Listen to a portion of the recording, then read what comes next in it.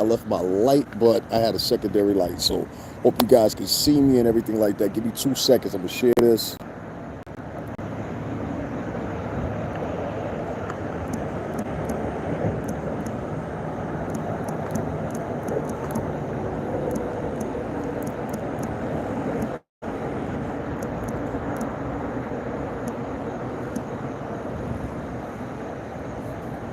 All right, I'm back. So check this out, guys. All throughout the day, you guys have seen me, and I've been talking about Kim Kardashian, right? And I know a lot of y'all wondering, and that are new to this channel, why am I talking about Kim Kardashian? A few of y'all like been here for a while, wondering why I'm talking about Kim Kardashian. The reason I'm talking about Kim Kardashian so much because it goes into the premise of something that's broader than that, and that is dating. See, dating is real messed up. And I didn't know it was that messed up. And the way I found out it was this messed up was seeing a litany of different shows that are now on YouTube pertaining to that specific modus operandi, if you want to say, which is dating. Kim Kardashian, seemingly enough, floats through men like this. All right, there's no ifs, ands, or buts about that from Reggie Bush to now. She goes through a lot of men, right?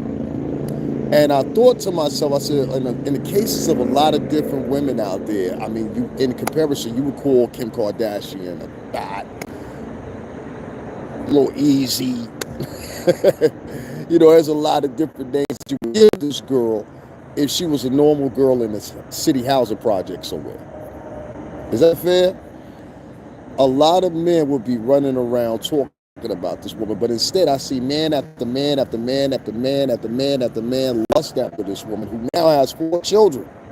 And the latest victim, Pete Davidson, I don't feel sorry for the guy because we told him. And if he would have been listening, he would have understood that. Well, again, there's a broader aspect of this, which is dating in general. Dating in general nowadays for most men is typically hard. I've heard different people throw out demographics as far as what goes on with dating and everything like that. You're not even understand what this post. Some people want to hear this post and some people won't. A lot of people, when they take the premise of dating, they start talking about dating. They always take it from the premise, and I always hear it spoken from the premise of people that are not necessarily in relationships themselves. Does that make any sense?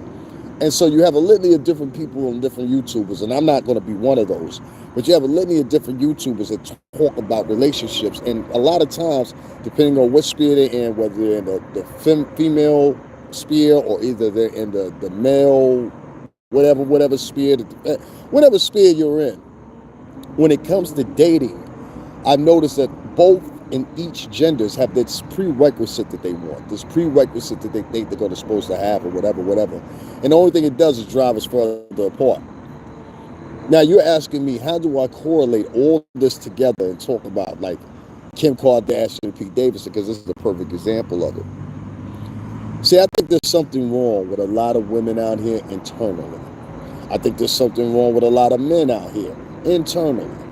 And what I mean by internally, I mean this. I mean that a lot of these guys out here nowadays, not only the fashion, but a lot of men act like women nowadays, or have female traits that say at the bottom of it. I should have said that like that, huh? But a lot of guys out here have female traits about them. And even if I took it back 10 years ago, you wouldn't see so many men like that. And I think this docileness is coming along with society. It's influenced by toxic feminism, in my opinion, and a lot of men that are toxic feminists as well. Now, that's not to be mistaken with the women's suffrage movement of the 1800s, Amelia Earhart, or any of these people, notable fascists. A lot of people don't know. Amelia Earhart and them, they buried Frederick Douglass. They were attendants at his funeral and helped pay for the cost of his funeral. Yes, you heard me correctly. These were feminists. So we got 2 different forms of femininity here. I can even go as far as to say 3, walking upon earth. And the same thing goes with masculinity. We got 3 different forms of it running around. 3 different forms of it. And these cataclysms come when it comes to dating. So you got one woman that may act too masculine. You got one man that may act too feminine. She's not going to respect that man because he's so feminine and he's so into her and he's so chasing her down. He doesn't even have his own priorities in order. That's a dangerous man. And there's dangerous women out here just as well. This is like that. Now, give me 1 second. I'm going to share this again.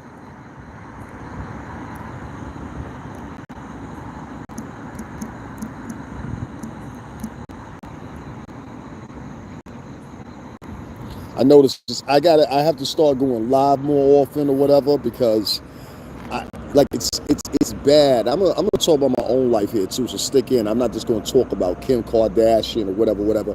I'm just showing you how this type of behavior relates to life and dating itself. It's making it impossible and hard. And if we keep on having these kind of like clashes with each other as far as dating is concerned, you're gonna see the population drop. And it's all going to be an influence of what's happening right now, what's happening in 2021, what's happening in 2020, what has happened in 2019. Was a total degradation of society, dating, love, empathy, everything just gone. You know what I mean? I'm almost scared to talk to some women sometimes, and I think a lot of other men are too. We're almost scared to talk to women because we don't know what kind of reaction we're going to get. There are a lot of women out here that I've noticed that are so attention hungry. They've started doing something different that I think is just like erotic as heck. Where I remember probably like a week ago or so, I was out, and this girl, I guess she wanted my attention. Now, that doesn't mean she wanted to date me, she wanted to sleep with me. No, she just wanted my attention. And I know for myself, my attention is a commodity, right? So this girl, she wanted my attention, and I wouldn't pay attention to her. And based off the fact that I wouldn't pay attention to her, she created a scenario. I literally saw her create a scenario in her mind, because she wanted to show me, she wanted me to engage with her, whatever the case may be, however it may be. And I refuse to do so. I'm not going to engage with negative behavior, just like a lot of women, they feel being nasty to men is somehow attractive, and that's supposed to make me come towards you. If you act nasty to me, I don't find you attractive. If you act nasty to me, then you're just a nasty, cantankerous person. That doesn't make you attractive. I don't give a kick how pretty you are. I've had beautiful women in my life of all different types of nationalities. I've never had a problem with that. My ex-girlfriend was beautiful, you know? So, I mean, real beautiful. I'm not talking about she's just cute or the project princess or, you know what I mean, the trailer park queen. I'm not talking about that pretty. I'm talking about real beautiful women. So it's like, I've never had a problem getting women. That's for sure. But the one thing that I find is the women that are being produced now are of a different breed. These women almost are misandrous in every form and fashion you could think of. And they will create scenarios, they will say the things that trigger men, they will say things that will trigger authorities, they say things that will trigger people in social settings or whatever. I don't feel comfortable around him. He's harassing me, or whatever the case may be. I didn't have that experience. But I thought to myself, had this been a woman that I ended up eventually dating, she would have put me in this situation. I could see it from a mile away. Hence, I'm going to think any woman that comes towards me that has that same sovereignty, I'm going to think the same thing of them. And what I mean by that is, like, most girls nowadays, if you come talk to me, I'm like, no, what the fuck you want? You know, that's really where I'm at. Like, what do you want? What are you up to? What you want, a free drink? You know, Kim Kardashian and Pete Davidson and their little 9-month relationship. Their little 9-month relationship that they had. It taught me something that I should know. See, there's a whole bunch of girls and a whole litany of girls that have lived under Kim Kardashian most of their entire adolescent lives. And what I mean by that is probably, let's say, age 8 to 17, they've been influenced by Kim Kardashian. They've been influenced by many of these other women out here. But I'm more particularly focused on her right now. This chick has had a litany since the beginning of her career of man after man after man after man after man. And this is the last edition here, poor old Pete. I actually feel sorry for Pete. I still don't like you, Pete Davidson, but I feel sorry for you in this instance. And I thought it was a shame, a real shame. And you'll hear this in the upload that I have coming up behind this. It'll upload within the time that we hear you guys talking here. I thought it was a shame that people started attacking Kanye West today because he put up Skeet Davidson dead at 28. And I had to do a whole video. This, like I said, it's uploading right now as we're talking. That's why I just started the live. And I had to unpack a couple of things. I said, well, I've heard people say that in the chat room a million times on this person's vlog, that person's vlog. And I have some big time vloggers follow me, and I go check their lives out just like they check my lives out. And I'm just like, yo, I don't know how many times I've heard somebody in the chat say RIP so-and-so or RIP so, and it's in a joking manner. And what they really mean about it is you're canceled. You're canceled. So what this really is a discondescence of people not understanding what's going on, and as far as society is concerned, as far as octaves and slang and everything else. People literally thought that Kanye West meant he wanted Pete Davidson dead. No, what he was trying to tell you was, I told you so. And before you, somebody told Kanye, I told you so. You get where I'm going here? So when he said that, the little phrase, he had the little gif up or whatever, or the meme, and he says, Skeet Davidson dead at 28. People actually rolled with that and took it seriously. And more notoriety, let me tell you something. The New York Times put a counter up, just out of the blue. And they said Kanye West cringed at 45. And I said, yo, are you serious right now? The New York Post is responding to a post between a man and his wife, because she's still his wife, currently breaking up with her boyfriend. And the New York Times, excuse me, I want to say the New York Post and get them mixed up. The New York Times felt evident to come in and make a counter post for Kim Kardashian. You know, that shit was plotted, bro. Kris Jenner called up to the New York Times. She said, I need you to do me a favor. My almost son-in-law, he done ran off. He in Australia right now. My daughter can't be beside to be by herself for more than 10 or 15 minutes. You understand what I'm saying? She'll have another guy lined up if she doesn't already have another guy lined up. And she'll have that man around her kids. You're doing some real, to be as rich as Kim Kardashian is, you are doing some real Section 8 public housing moves as far as it comes to men. And men, this is what I want you to be aware of. A lot of you guys grew up around aunts and sisters and cousins or whatever. They love you. They love you. They care about you. Hey, Annette, they love you and they care about you. I was wondering if you got the link. You wonder if they love you and they care about you. You know, unspeakably, there's no question about it, right? You know those women love you. But where you make your mistake is you think the women that you're going to encounter will raise the same way, under the same morals, under the same empathy, under the same silence as you was raised, or the women around you were raised to treat you, and it's just not so. Matter of factly, let me just put it to your buck.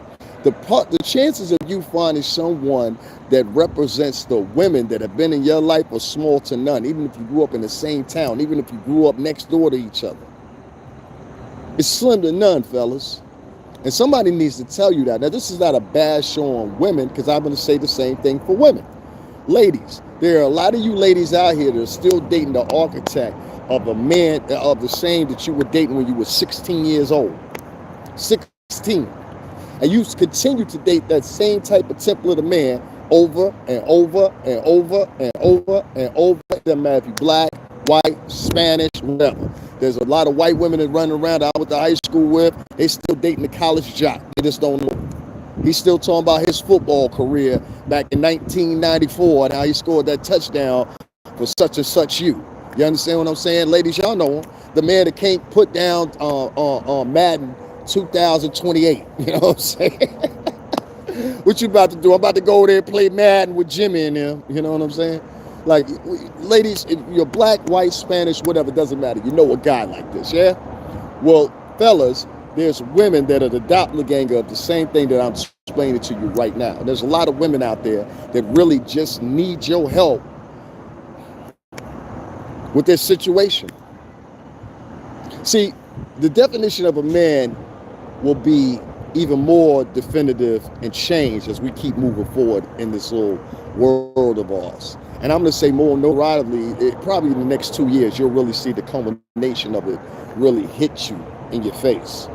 Where you'll be like, yo, you know what he was talking about? See, it's all about trajectory. Trajectory is, I worked in the music industry for 17 years. So trajectory, when I was working there, it was just before Facebook, just before Twitter, everything. I started, I was a kid. I think I was 19 at the time or whatever. I was in my 30s by the time I left the company, right? So, and I'm talking about almost mid 30s. No, I was in my mid 30s, as a matter of fact. And so, when I was working at the company, we had to do trajectories. We had to guess almost what the numbers were going to be based off certain different things. Well, you got to start doing your dating the same way. Now, you're never going to get what you want completely. Whether you a man searching for a woman, you a woman searching for a man, or you LBGT, I don't care. The strides remain the same. You understand what I'm saying? Because you're dealing with a human being that is chronologically prone to thinking, overthinking, being over empathetic, being overly emotional, whatever. I don't give a hell what you're talking about. That's why I hate when women use that little, it's just like, it's taunting phrase. You mad? Sounds like a 3-year-old kid talking. You mad? It uses taunting tactic to basically shun you from being angry. Anger is an emotion. Among the other emotions that we've been given by God and whoever else is the creator. And so if I want to be angry, who are you to tell me I can't be angry when day after day after day after day after day after day after day, we see women hop online and I'm mad about this. I can't believe this. I can't believe that. Somebody show me some empathy. Somebody hit the like button. Da, da, da, da. And there's a lot of guys that are drama queens that do the same exact thing. You know, it's no speculation for guessing here who's worse. I think they're probably pretty much quite even right now. As we keep on doing this gender war that my generation, the younger generation, Z and X, we're all seeing, millennials, everybody inclusive right there in that batch. It's like, where do you go forward? Because see, there's women that's 35 plus that have the same attitudes. They're on Instagram, they got an OnlyFans link, and the old conception as far as relationship revolves around a transaction of money via that OnlyFans, via the club, via the bar. What can you do for me first? And it didn't used to be like that. If you come initially into a conversation, or you come initially into a situation where it's supposed to be about love or whatever the case may be, what you're going to find sooner or later is that one person is in that relationship because they come from poverty. And that's a question that, and that's a subject that we're not bringing up. See, you get a lot of people, and I'm going to say this, and I'm not saying this as somebody spoiled. I'm not saying this as somebody that's being like downgrading people or whatever the case may be, but I'm going to tell you exactly what I mean. You have some people throughout the world, okay, not just in certain places, not just in my city, not just in New York, not just in New Jersey or whatever. You have two separate different types of people that grew up in poverty, right? You have one set of people that grew up in poverty that they admonish poverty. They admonish being ghetto. They admonish being loud. They admonish being any other way they can. And the only time that they adhere to having common sense and adhere to being a stapler of their society, of the representation of their culture, is when someone white is present. You bring somebody white or you bring somebody of a different culture into the facility, what you'll find is that person will acquiesce their personality to fit the white people they are in front of. Yet, this type of person will not have the same engagement with you as another person of color or another person that's part of their culture. I've seen this primarily with blacks and Latinos over and over and over and over and over again. It's usually like a 70-30% margin. There's this 30% margin where I think I'm inclusive of, and I'll get to that in a minute. But the other percentage of that people that come from poverty have such a fear, you see, because the poverty they grew up in was so severe, and this is why I mean it's two different versions. The poverty they grew up was so severe that they are so fearful of going back to that they will do anything possible to not go back to that. Now, this isn't just exclusively saying to black people. No, this extends to whites. You ask any rural person that lives in Kentucky, there's a place called Oslo, Kentucky.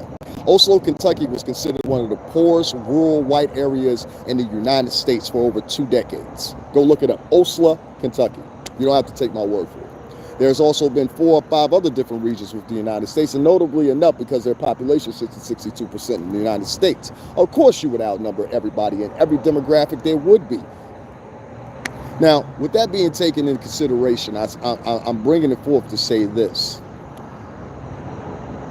There seems to be a real disdain between the Black and Latin community as far as who has what, who doesn't have what, and how are you supposed to act in a certain environment to ascertain what you want in life and never return back to poverty. And if that includes socially, mentally, physically even, sacrificing you, then that's what's going to happen. This is the mentality that your own people have taken on. Now, once upon a time, I'm talking about this is in the lights of dating. There are men that are doing this to women. There are women that are approaching men like this. This is an equal platter. Listen to me, please. As you continue on that same type of tirade, and I guess the best way to say it is, honestly and truthfully, I think it's subliminal more than anything. And the reason I say it's subliminal is because you're going to have to say something to me to correlate in my mind and say to myself, okay, you know what, this is the way this person feels. Like, I've had men of color, literally men of color, have a worse interaction with me. And I had a father, you understand what I'm saying? A very good father that ran his own business for years. So not only will I have a man of color, but I have a man of color that's less established, less accomplished than not only one of my parents, but both of my parents. And these men will engage with other men of color coming from a perspective of almost like Stephen and Django. And they don't understand how they appear, like conceptually. They don't understand how they appear theoretically. They don't understand how they appear as far as perception is concerned. Not only to the person that they're talking to, who often happens to be the same color as they are, but it's so apparent that you have one set of octave, one set of rules, one set of engagement for your own people, which is like, I can't even tell you how neurotic that is, because if you have 2 different personalities for engagement with 2 different, that's called a personality disorder. You shouldn't even be working at that position. And most higher tier companies, especially companies I was attached to, Arista, Interscope, Atlantic Records, BMG, they were all distributors for the company that I was in cahoots with there, which all of y'all know. So it's like, I've seen men like this all my entire life. My grandfather used to talk about men like this. I remember one time we were with my grandfather. I had to be probably 8 years old. My grandfather was a mortician. He ran his whole funeral home with a partner of his called Hamlin Curtis Funeral Home. And so this was down south. And my grandfather, I remember we went to the store, and there was this doorman there, and he was getting us back to school clothes. It's something he did for all the kids. You know, all the grandkids, he'd take us and get school clothes or whatever. My mother ain't never had to worry about it. My dad was there, and my mom would be like, just let him do it. Just let him do it. So, me being one of the oldest of the grandkids, he would take us first because our stuff would cost more. So I remember, I don't know if it was Sears or wherever we went to or whatever. And I know there was this black security guard there. And my cousin had touched something and it had fell off the shelf. Now, it fell off the shelf, right? But it was so packaged and everything like that. There was this white woman that came adjacent already, and she hadn't even got the chance to open her mouth. And what she finally told us was, it's fine, it's packaged pretty good, it's going to be okay. And she actually had to end up intervening because this man had came over and proceeded to raise his voice at my grandfather and his grandkids.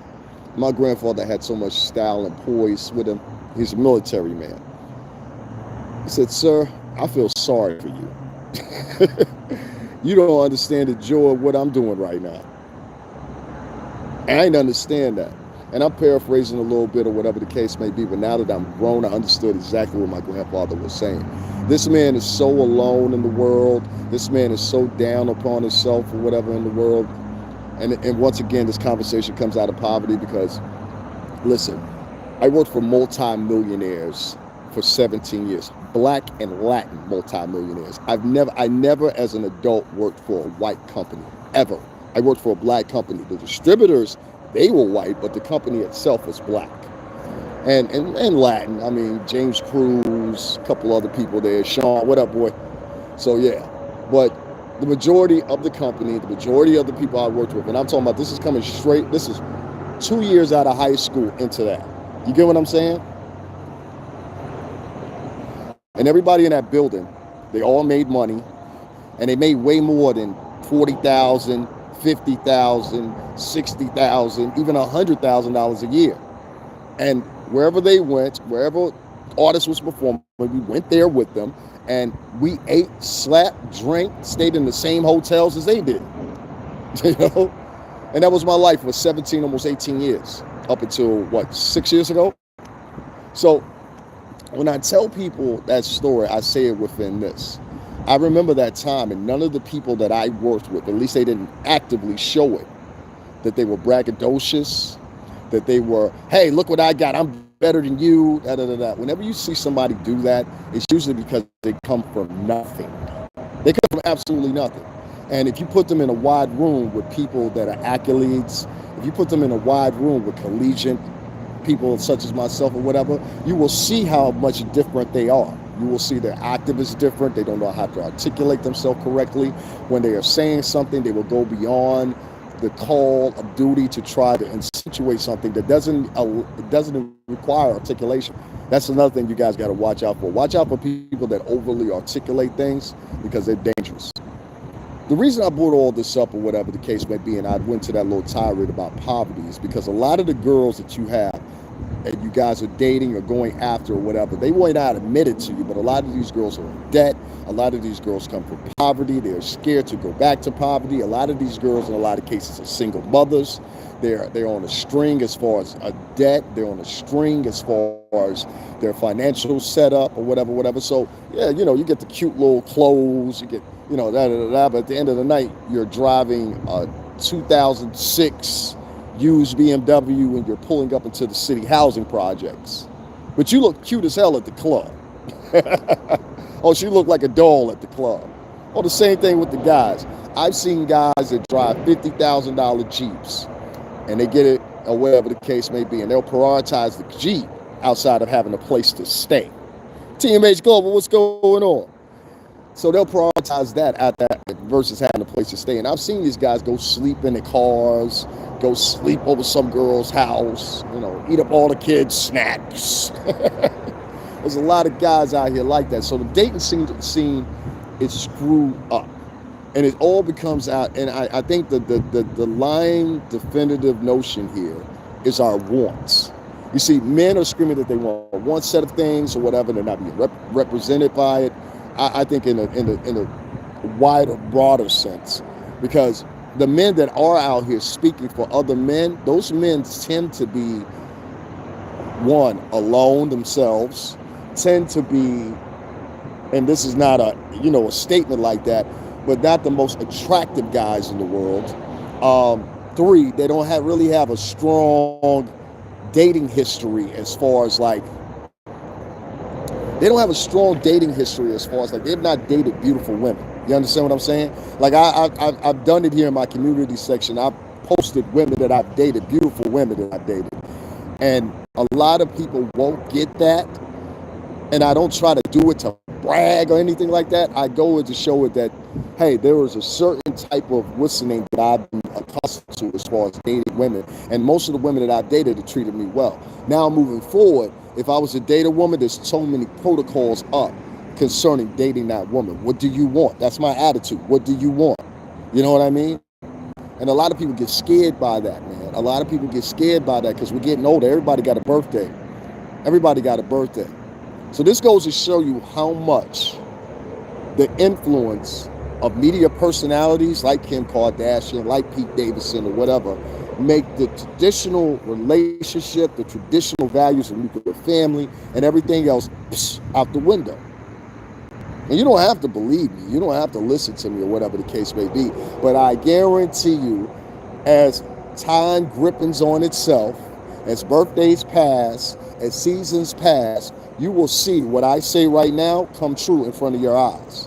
Where you're not only going to see the degradation of the world's population, you're going to see the increase of some other populations because they don't hold these same values. A lot of Americans don't realize that a lot of people from the Caribbean, a lot of people from the Middle East, a lot of people from different parts of the world, this stuff that's happening here is not happening at least in the same link that it's happening here in the States. And it's for many different reasons. I could point out Cuba, for example. Cuba didn't even have the internet for years. Egypt, time after time after time after again, Egypt under Mubarak, they will remove the internet from usage. If you go to China, China's done it 1,000 times. In fact, before COVID-19 started, there was people down in China protesting in the streets because of just such, the government cutting the internet. Brazil has done the same thing, cut the internet. We have allowed the worst women to rise up and the worst men to rise up as well. And when I go back to what I was saying, why I hate when some of these men are online talking and I can look at them. I saw one particular gentleman, I ain't gonna say his name, but he's bald head and got a beard. I saw that woman that you date or married to or whatever the case may be. And I've dated many of white women before in my life. The ladies don't take off from here. This is the way I grew up. I grew up in the suburbs. I live in rural Connecticut. You understand what I'm saying? When I was living down south, I lived in a rural area. Everybody I went to school with was predominantly white, and there was a speckle of black and Latinos within the diaspora in both schools I went to. So don't blame me, okay? It was what was readily around me. It wasn't out of preference. It was just what was available, okay? I know a pretty white woman and an ugly white woman when I see one. That's my point. I know a portly white woman and this a plump white woman when I see one that happens to be pretty still. I know a white woman that ain't shh, and a white woman that is shh, by default, quickly. I know the octave in a white woman's voice that can decipher where she comes from in her background, and while many of y'all take the assumption and think that she comes from a good background, you will find that this woman comes from the worst of worst. I have ran into that many of times, especially when my preference is dealing with Italian women when I do deal with white women. And I wouldn't necessarily call Italian woman depending on, because I've dealt with real Italian women. Like, y'all hear like how you hear on TV or whatever, my ex Katie used to talk just like that. What the fuck do you mean? What we about to do?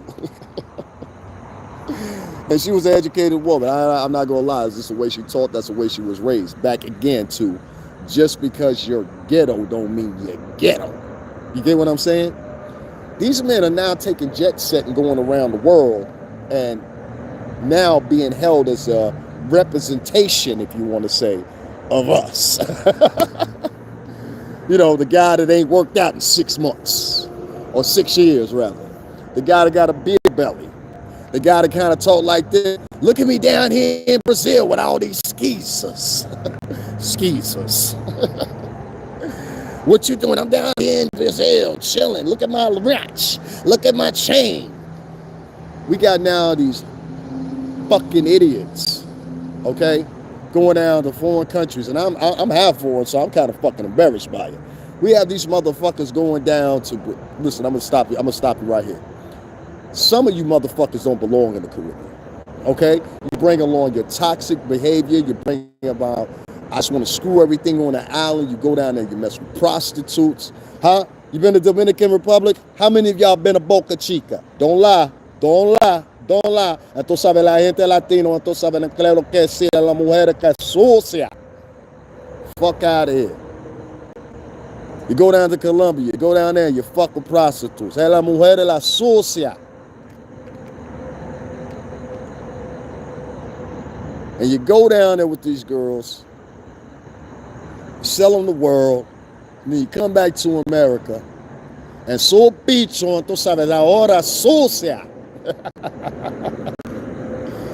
Su bicho sucia, pero la Brazil, pero la Colombia, pero la Puerto Ricana. I never say Puerto Ricans right. Because someone will say Puerto Rican, someone will say Puerto Ricana. So para mí, so entonces sabe la gente. Poverty. I think I'm gonna change the fucking tone of this shit and really talk about what it really is. And I get into black women and Latin women, quote unquote, divesting. I'll get into that too. It's so many different men that are going down to the Caribbean, and the representation that you're giving down. I'm not saying that all of it's bad, but a lot of y'all that are going down, y'all going down with the wrong ideas. Y'all going down there with the wrong swag. Y'all going down there with the wrong moves.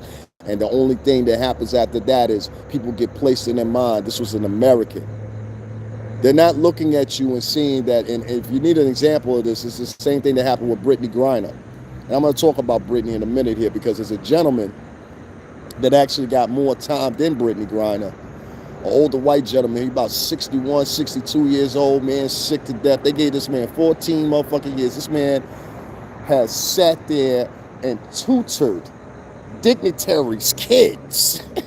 And they gave this motherfucker 14 years. Brittany Griner, no offense, and probably they gave some consideration because she played for the Russian basketball team. I told you, WNBA, they don't make no motherfucking money. If you want to solve the WNBA's problems, y'all got to get some attractive women, okay? That's the key to any, you trying to get any man to pay attention to a woman's version of a sport, you got to have sexy women. They have a women's NFL league or something like that, right? Half of the women on there are hot as hell. The men show up in Miami to go to the game. The WNBA has the same success because the women are usually coming out of the college. Like here in Connecticut, we had a player years ago. We've had other players since, but the most famous one, she later on went to become a coach. Her name was Rebecca Lobo. Okay, she went right to UConn or whatever. We have a UConn here in Stanford too, but the real UConn is out in Storrs, Connecticut, okay? And so it's on the other side of the state. I'm near Hartford. If anybody knows Connecticut, y'all listening in from Connecticut or whatever. Shout out to Hartford County, you know what I mean? Fast Dab, and I travel the world, and ain't nothing like our sisters in the U.S. and the Caribbean. And I love the women in the Caribbean. And I love, for the sake of the matter, I love a lot of black women too. The last woman I was with for 7 years was a black woman. I don't know how much I have to emphasize that to people, not you TMH, but to other people. Because I've had other people come in and you hate my, how? I was with one and she lived in my house for 7 years. How? How?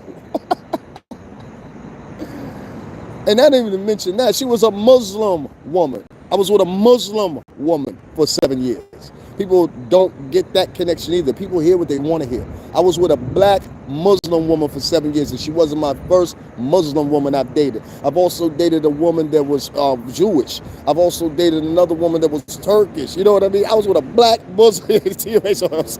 I was with a black Muslim woman. Ain't no way in hell.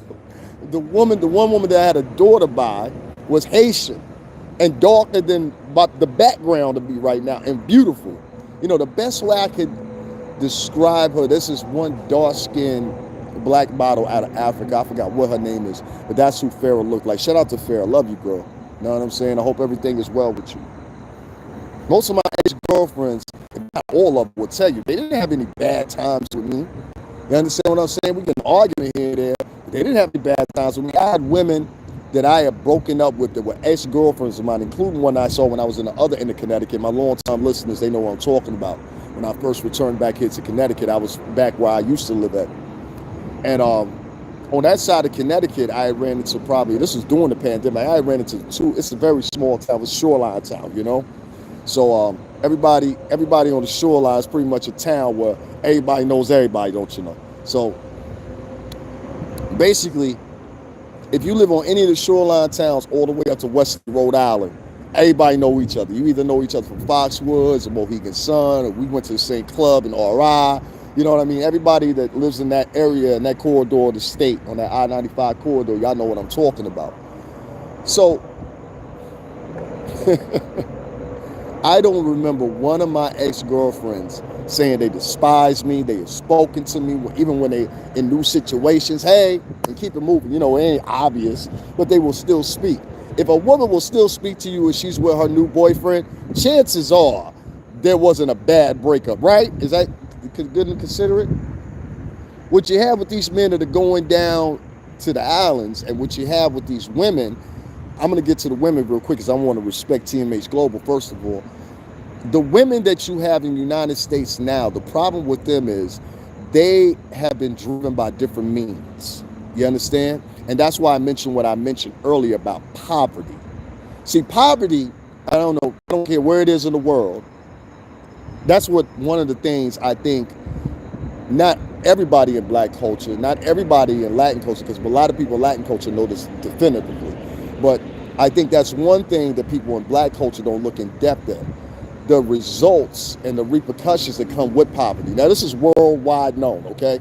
I don't care if you're in Bosnia, I don't care if you're in, Czechoslovakia, any of these poor countries or whatever, even Italy at the time when they annexed the Jews to what you now call the ghetto. The word that you use, ghetto, is actually a sanction in the place that they used to put the Jews in Italy. The actual church put them there.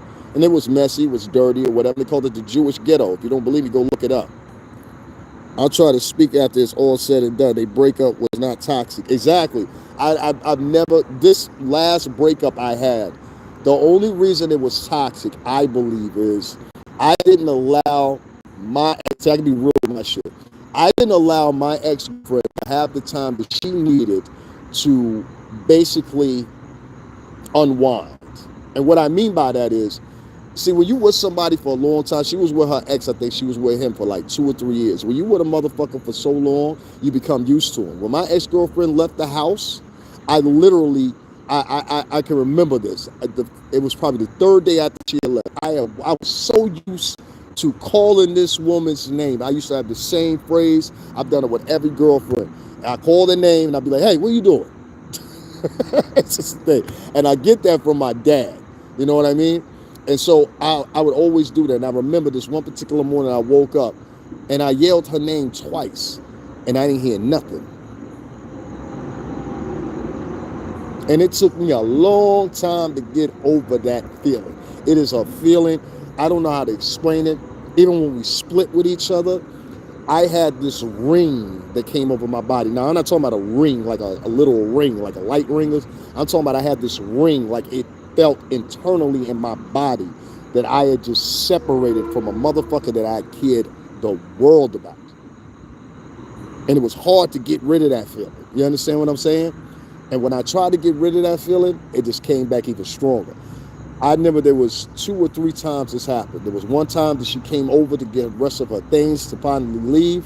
I was angry or whatever, and I wish I could take that moment back. And I wish I could have said sometime at that point, yo, can you please stay? That's a lost opportunity now. The damage has been done. I never considered it or went back to it or whatever. Who knows? Maybe one day, things happen, maybe you will. But I fucked that up that day, and I said something very mean to her because I was hurt. And I said, you know what? You ain't got no personality whatsoever. I remember saying that. And I said that because I was angry that she had been dipping in. She wasn't officially back with him. I don't know what happened after that. But she was back dealing with him, and that shit hurt me. It really hurt me. Put a little comics on my lips. It really hurt me because I love the chick. I really did. Anybody ask me that question, I'll tell them I love my ex. And it is that real interaction, because that's what it was. I messed it up because when I was initially getting with her, I didn't give her the chance to dissolve from the relationship she was previously in. That's a fact. And had I had done that and not been in such a hurry, because this woman was amazing, I was so much in a hurry because I didn't lust after her. You understand? It's a difference between lusting after a woman.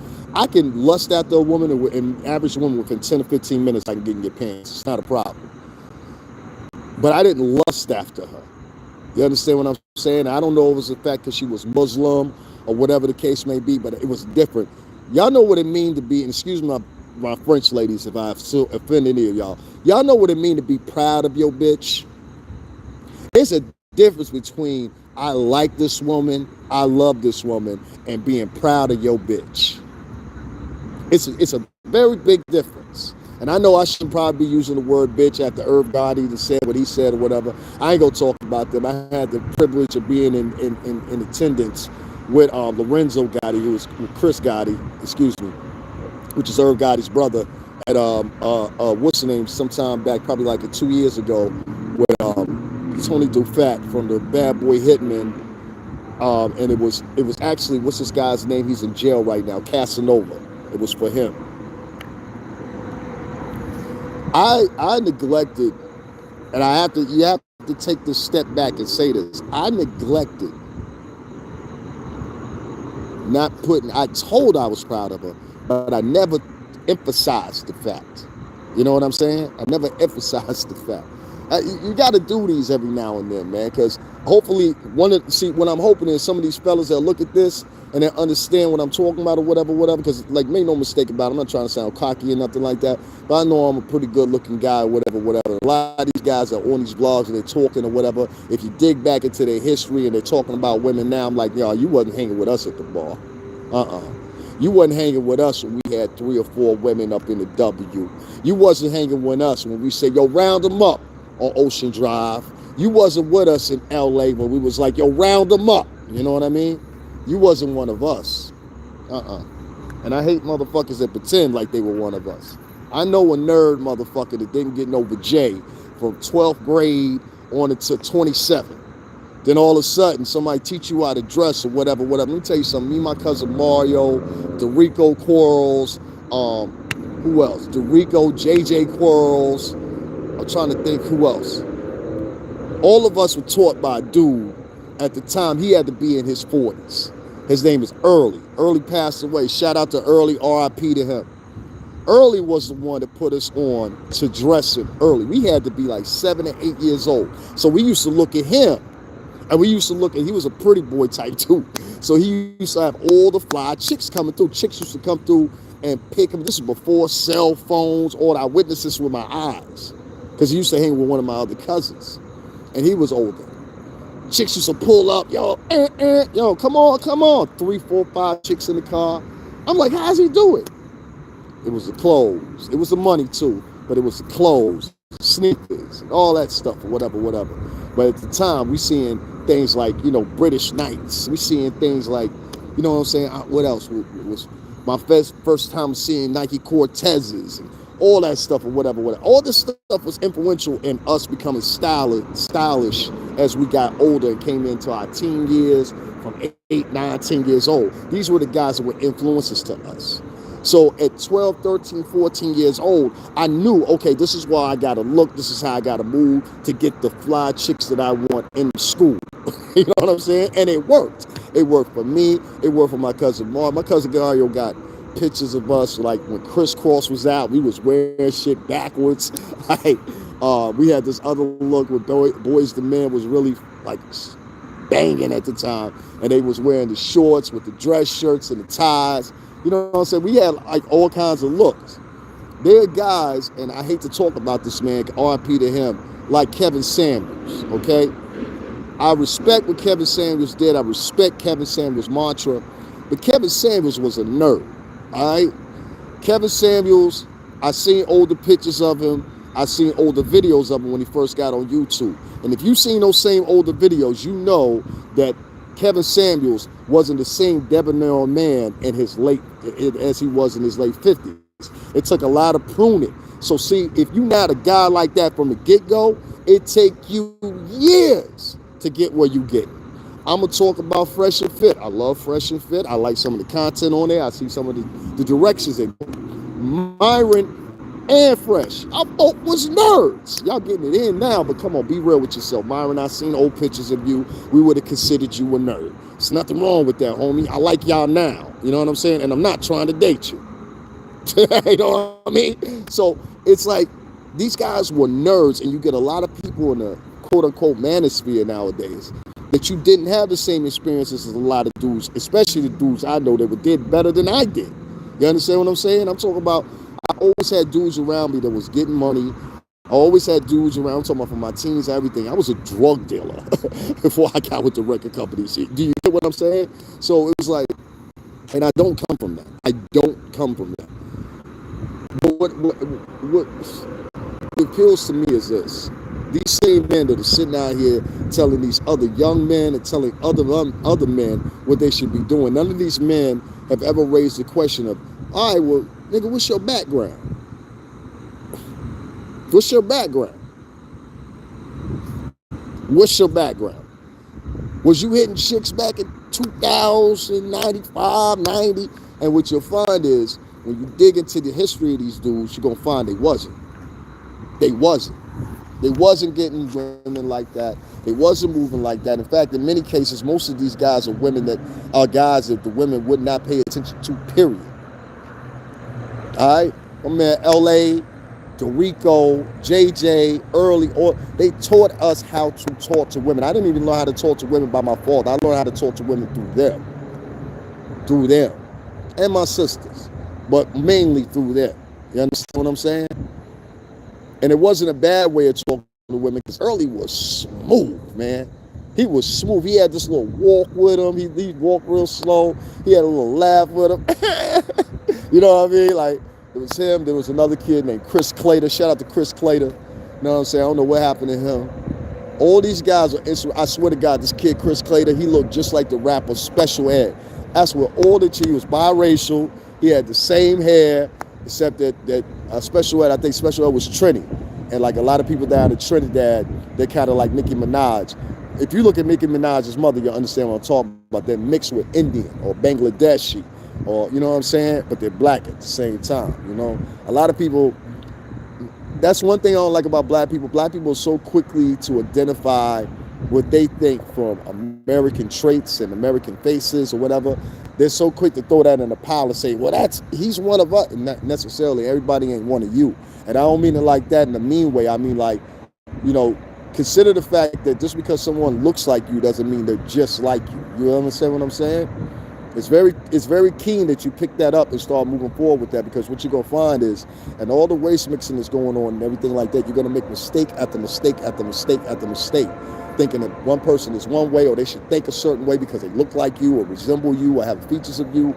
You know what I mean? They should think like you, move like you, interact like you, take the same consideration as you. You get what I'm saying? You can't do that. It's very dangerous to do that.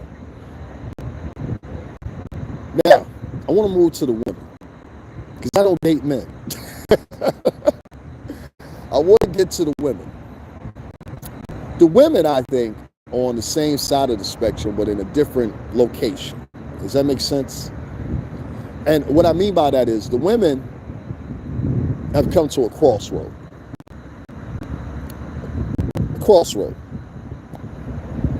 Yeah, y'all make sure to hit that like button too. I appreciate it. And also, $STRINGERBELL80. I'm gonna make an announcement about what I plan on doing. I said we were gonna change some things up or whatever. I'm gonna get into that in the latter part of this, but right now I'm gonna stick right here. So about the hour 20 mark, hour 15 mark, I'm gonna get into something else, but I just want to finish this off because I think this is very important. Because if you guys want to maintain your culture, you're gonna have to live by these rules moving forward. So the only way I guess I can get you motherfuckers to pay attention is if I actually insult you. Listen to me very carefully, ladies. You cannot compare, if you are black or Latina, you cannot compare yourself to a white woman, okay? Even the poorest of poorest white woman, which I've seen many of them on the shoreline here all the way up to Boston, Massachusetts. Shout out to all them assholes up there, living large and living life out.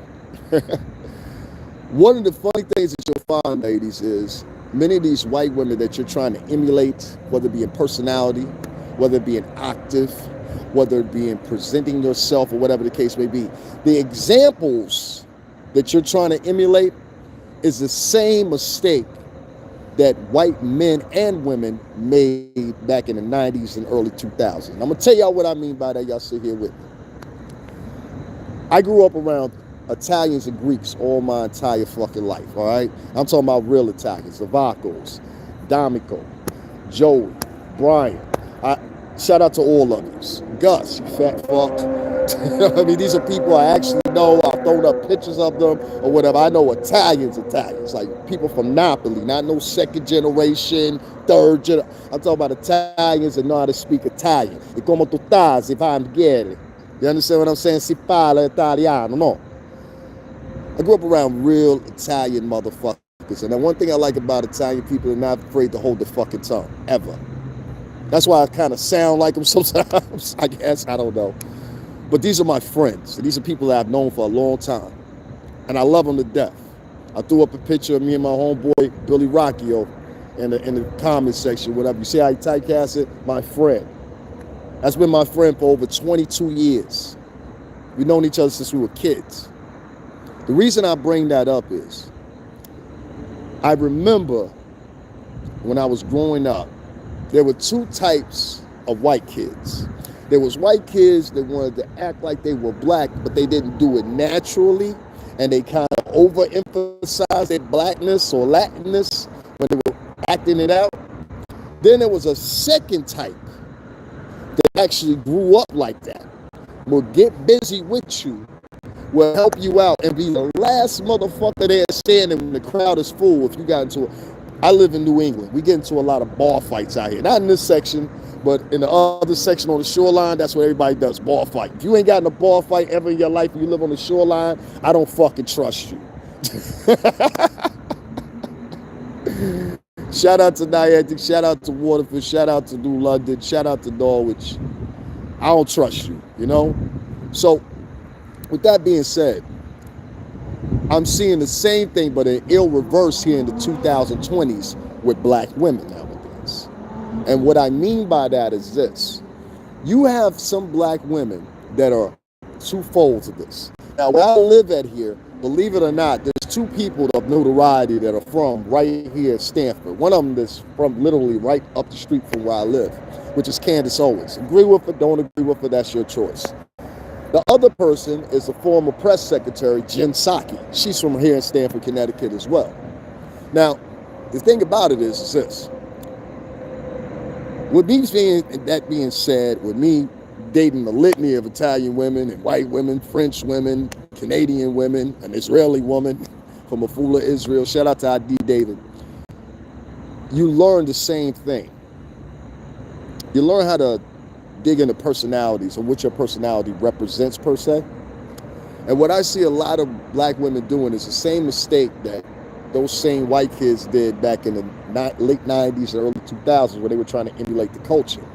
I now see black women doing the same thing. You're grabbing the worst attributes you possibly could from obnoxious, belligerent, mean, unempathetic, ferocious white women. And you're adapting those personality traits to your own. And you're thinking, this is the way I get through the door. No, no, no, no, no, no, no, no. Because see, what you left out the equation is there are many of white men that are in these powerful positions, and many of black men and Latin men too. They're in these powerful positions that know the difference. They know the difference. Now, there's two different types of these women that exist nowadays. And I want you to closely pay attention to me. Pay attention to Big Cousin Dab in there. I'm about to throw something on you. It's the same, but in irreverse of what I just mentioned. Meaning that you have women that are naturally like that, like I mentioned with Candace Owens. That's Candace Owens' personality. I live here in Stanford. Most of the girls in Stanford, Old Greenwich, and freaking Coscob, they all talk like her. All right? They talk like her. They're very articulate. I live in the most, we have a UConn campus downtown here. You get what I'm saying? So I live in one of the most educated states there is in the United States. You can look that up if you want to. This is the Nutmeg State, Connecticut. I live in the most educated state in the United States. Yale University is here, UConn is here, Housatonic is here, and a litany of other different smaller colleges, including Quinnipiac University, which always does Quinnipiac research teams that you always go to, many of y'all, for y'all demographics that y'all present right here on your YouTube page. Oh, it's right here in Connecticut. Right here in Connecticut. Ladies, you are grabbing the worst attributes of obnoxious, taunting, pantomiming Karens. Nasty women. I've met enough nasty white women in my lifetime to last me a lifetime. I know the difference between a good white woman, a verse white woman, an educated white woman, an uneducated white woman, poor white trash white woman, an elite white woman, a tiered white woman, poor white trash men, elite white men, etc., etc. I know the difference. You'll see it here in this state, right in front of your face. Trust me on that. And a lot of people here Especially the farther they go back, they will look at you and be like, you don't belong around here. You're not dressed right. You don't belong around here. I don't like accents that well. These are usually the lower budget of the tier. The higher budget of the tier, they have family with accents. They have family that grew up on Martha's Vineyard. You guys ever been out there? A friend of mine, she took me out there before. Her parents had a place out there before they sold it. Parents treated me well. Family treated me well. I stayed out there for 4 days with her and her family, right there in Martha's Vineyard. Time of my life out there. Time of my life. I'll eventually get back out there again. That was back in 2000 what? Jesus Christ. 2010 maybe or something like that. Had a wonderful time out there. Point I'm getting at is this, guys. Ladies, those attributes that you were grabbing and taking upon your own, and then you're trying to get with men of color. See, first of all, men in general don't put emphasis on education. I'm just talking about men in general, all right? Most men either work with their hands, work a labor job, not necessarily skilled labor job. Most men, and I know this from having a father that did construction, you know, those men are coming and generationally from men and born from men in the late 60s, let's say 70s and early 80s, that are men that had those traditions, that are men that showed these men, hey, go out here and cut some grass, or go hustle this, or go do that, or start a construction business, or start a landscaping business, or, whatever you're going to do. I got another friend, Matt, he salvages parts off old cars, and sells them and shit like that. I didn't know a catalytic converter could go for $1,500 or so, so men of now are coming traditionally out of where men have always been. There's always only been a select tier of men that have wanted to further their education. There's only been a select tier of men that have wanted to go the distance. I'm talking about as far as career-wise. I'm talking about there's tons of men that I'm one of those guys. I can't really say that now, but at the time, I went to college for digital media. I do editing and video stuff now. That's why I said that. But at the same time, there's tons of men that go to college for professions and degrees that they never get into the profession for.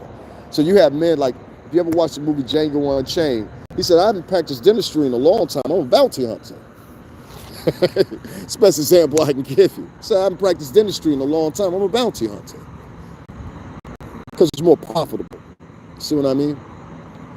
And men, that's another thing. Men have a tendency, even before the pandemic started, to change careers a lot of the time, versus traditionally, maybe 20, 30 years ago, people would stay at companies or stay at a restaurant or stay at a business for 30, 40 years, even cancel out and you know what I mean?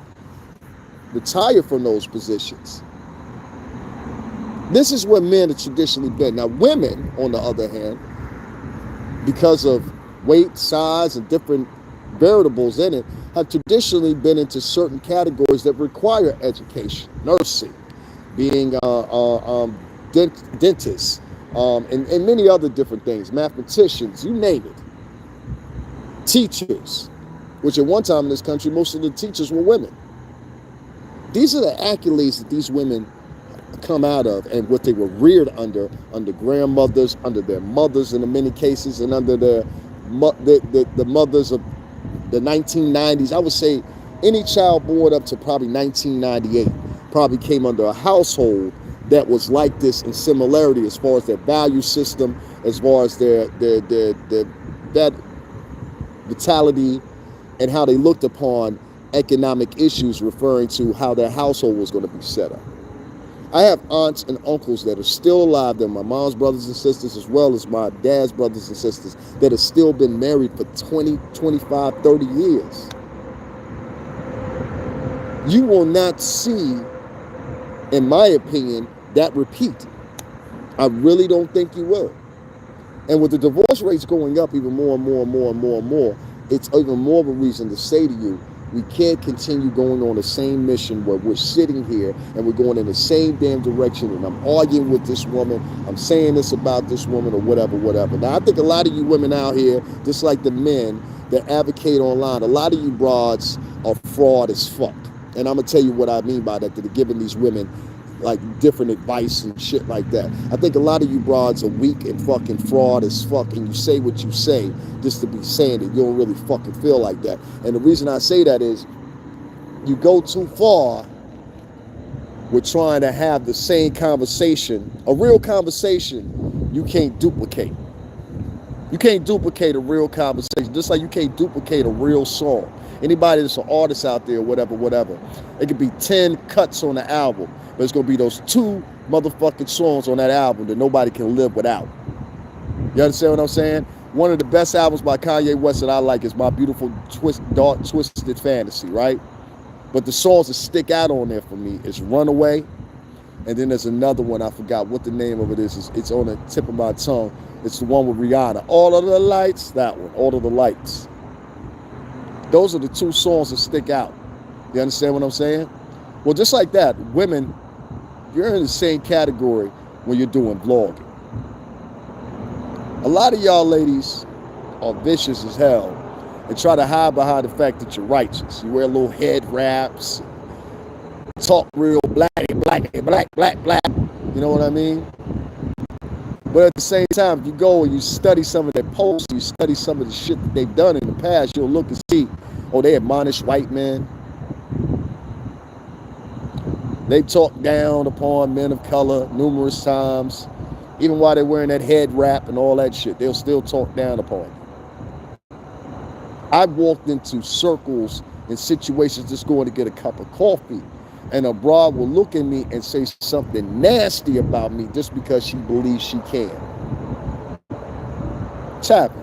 And I know a lot of other men, it's happened for them too. I got a video that I'm going to throw up for you guys to show you now how this type of woman, this archetype of woman, is now trying this with white men. This is not a fight for rights, what these toxic feminists are doing and what they're teaching. This is a fight for dominance. And you'll never win. You'll never win. The number one reason you won't win is because it takes men to put you in these positions. Joe Biden, you on your what nomination now? Joe Biden got so much freaking... listen, the biggest flaw that was pulled off was with Joe Biden getting all these women of color to vote for him, an ex-segregationist that was part of the Dixiecrat Party. Y'all voted an ex-segregationist in, en masse. Don't talk to me about Coonan when you motherfucking promoted one of the biggest motherfucking... Woo! That makes me so mad.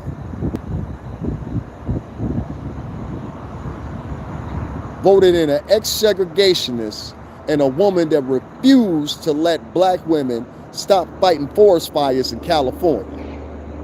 Kamala Harris. Even after her office was notified 2 times, she said, keep them niggas out there fighting that motherfucking fire. Since y'all talking so much about black women, but y'all go and then advocate for this same broad, call her black when she's not black. She has a third of black in her. Just like I only have a portion of black in me. Notarize that. You understand? So for me, it's like, when I look at if I look at the advocacies that our women have had, it's all been in the notion of dominance. Joe Biden has not elected one official that is a black male yet to appoint him somewhere else. You didn't appoint a black male to Supreme Court, even though there was a nominee. You didn't appoint that. Yeah, there was a black male that was up for that appointment too. But see, based on the fact that black women have supported Joe Biden and got him elected, those were favors. Now that's not assuming anything. It's not assuming anything at all. Women helped elect Trump into office. Oh, you gotta pay. You gotta pay up. Y'all don't know how the game go? You gotta pay up. Currency is not always established in paper form or digital form. Not real favors, which many of y'all find out. Ask any millionaire, billionaire right now. They'll tell you the same. Y'all think y'all know money. Y'all don't know no motherfucking money. I was on these 2 boys podcasts last night. Night and Day Network, that's what y'all call. Y'all remember me? And they was in the comments section, and they were talking about that victimhood shit. I don't like that victimhood shit. I watched a black Muslim man today. They had a shooting. Before I talk about them, they had a shooting. I want to recognize that. They had a shooting down in New Mexico, out of all places, and 4 Muslim men were killed. They were targeted, and they were killed. Now, I'm no Muslim, but I was with a Muslim woman for years. I grew up around a lot of the tenets of Islam. I've mentioned many times. I remember going into certain people's houses, and they were playing Louis Farrakhan on the radio. I remember going into stores on 125th. It'd be the same thing, burning incense, playing Minister Louis Farrakhan or whoever else may be at the time. So I remember that. It's engraved in me, you know. But 4 Muslim men were killed. And I'm gonna put the clip up for y'all. I already grabbed it, whatever. But I want to do this first before I put up the clip. And there was a black man that said, when they asked him, they said, well, what do you want to do? Da, da, da. He said, the first thing I want to do is I don't want to play a victim. I don't want to show that there's fear in me. Exactly, TMH. Access. This man said, and he had henna in his beard and everything. He was a black man. He said, no, I don't want people to think I'm fearful. When you play this victim mentality, ladies, day after day after day, and some of you men too, a lot of you men too, y'all just do it in another way. You set yourself up for more abuse. You set yourself up as more of a target. You set yourself up as more to be oppressed. These 2 boys I went on their page last night, they called Night and Day Network.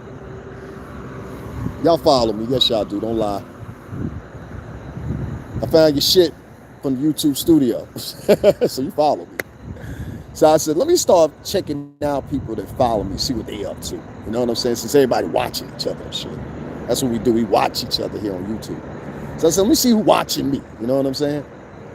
So I go and I check out their page, and they just happen to be live. And at the time, they were talking about Doja Cat. Doja Cat just recently, she's an artist, just recently shaved her hair online, shaved the whole head online, shaved the eyebrows online, or whatever the case may be. And she did this doing her live on Instagram. And you know how people are. The first thing they want to do is come out their mouth. She did it as a ritual. It's a ritual for the Illuminati.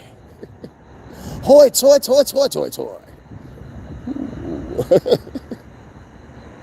That shit don't work like that, bro. Trust me on this one. If you ain't never listened to anything I said, the Illuminati is one group. And they're not the worst. For those in the music industry and the film industry that know exactly what I just said, tell me I'm wrong here. So, automatically when I hear that talk, I know it's coming from an untrained ear, because you don't know what the Illuminati is or any of these other secret societies, or even know the definition of TMH Global's trip. It's the truth. There's so many I can name, but I'm not going to do that, because like this, you know, that would just. There's so many other groups that are way more heinous than other ones, you know. There's this one gentleman, English gentleman, I'm not going to say his name on here, but during the 1970s, I can say it, Jimmy Savile, all right? Look up Jimmy Savile. Jimmy Savile was an actor, and he actually had a show. He had a couple of shows. He was a superstar, right? A literal superstar in England.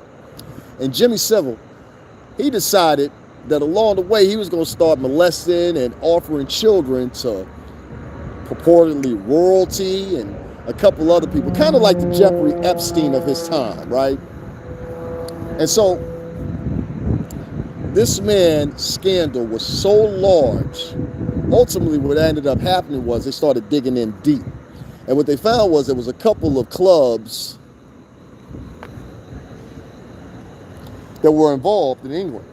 Now you can look this story up, it's easily to be found. Jimmy Savile. Look him up. That's spelled Seville. Jimmy Savile. Look him up. Oh, this motherfucker was notorious.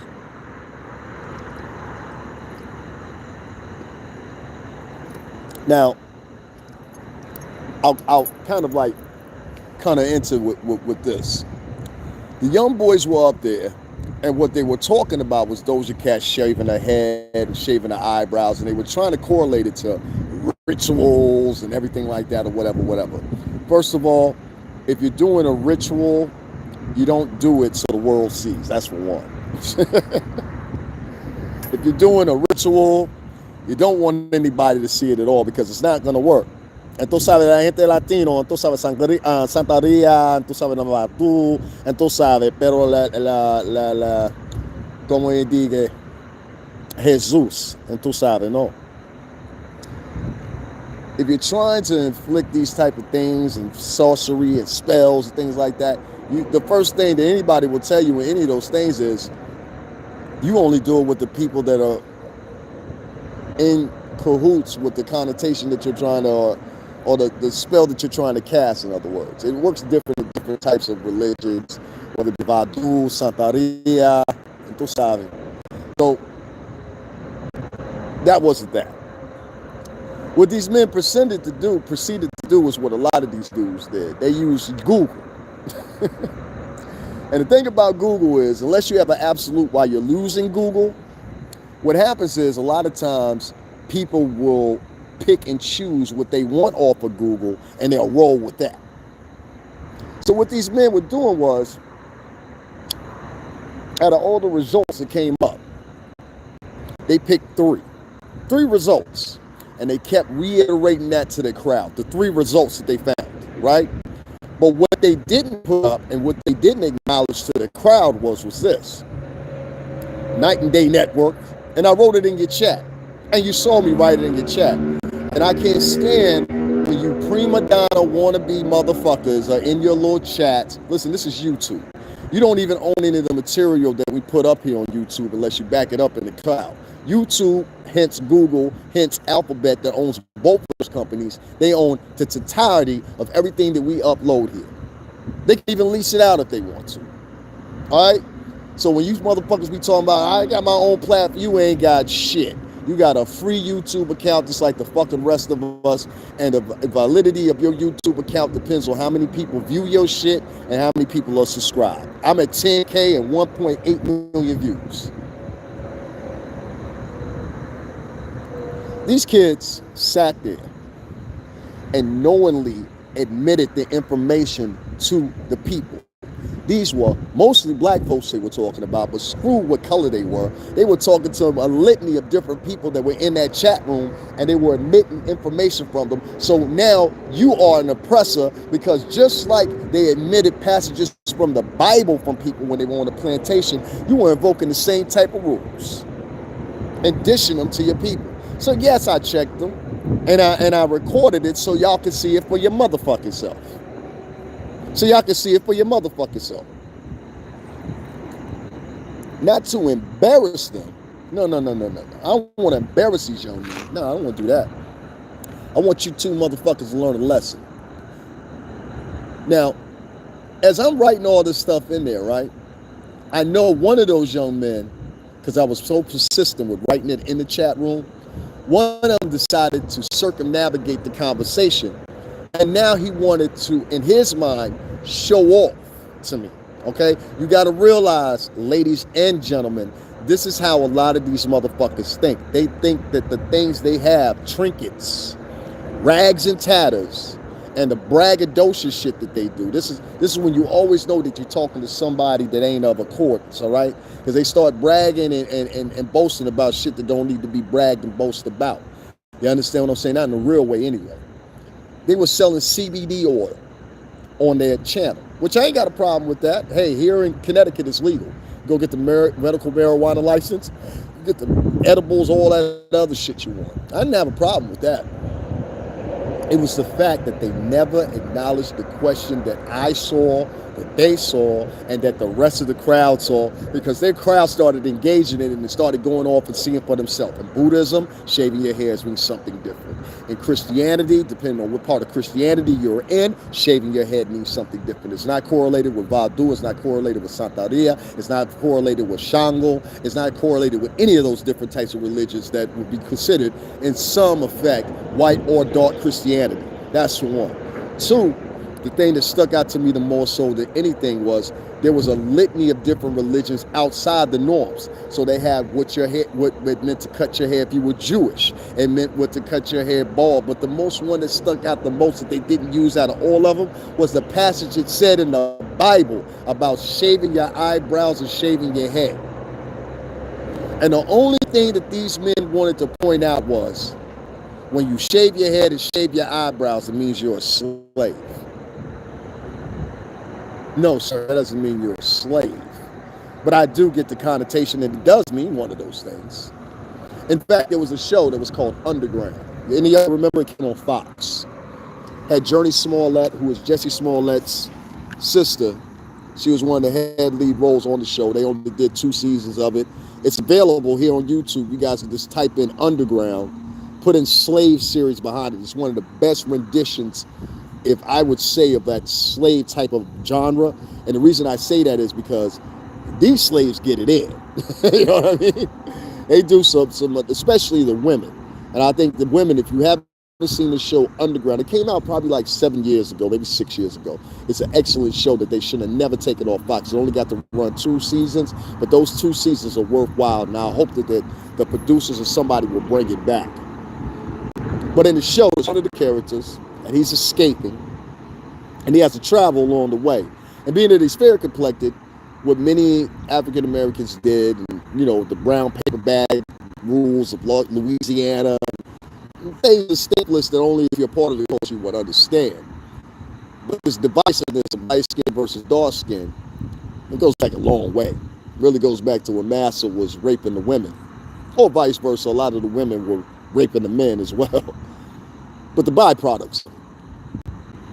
And in some cases, not all cases, you have 1 or 2 things happen, which still happen today. Either the dark-skinned ones don't like the light-skinned ones, or the light-skinned ones think they're better than the dark-skinned ones, and then there comes some disconcert between the two. Right? Is that fair?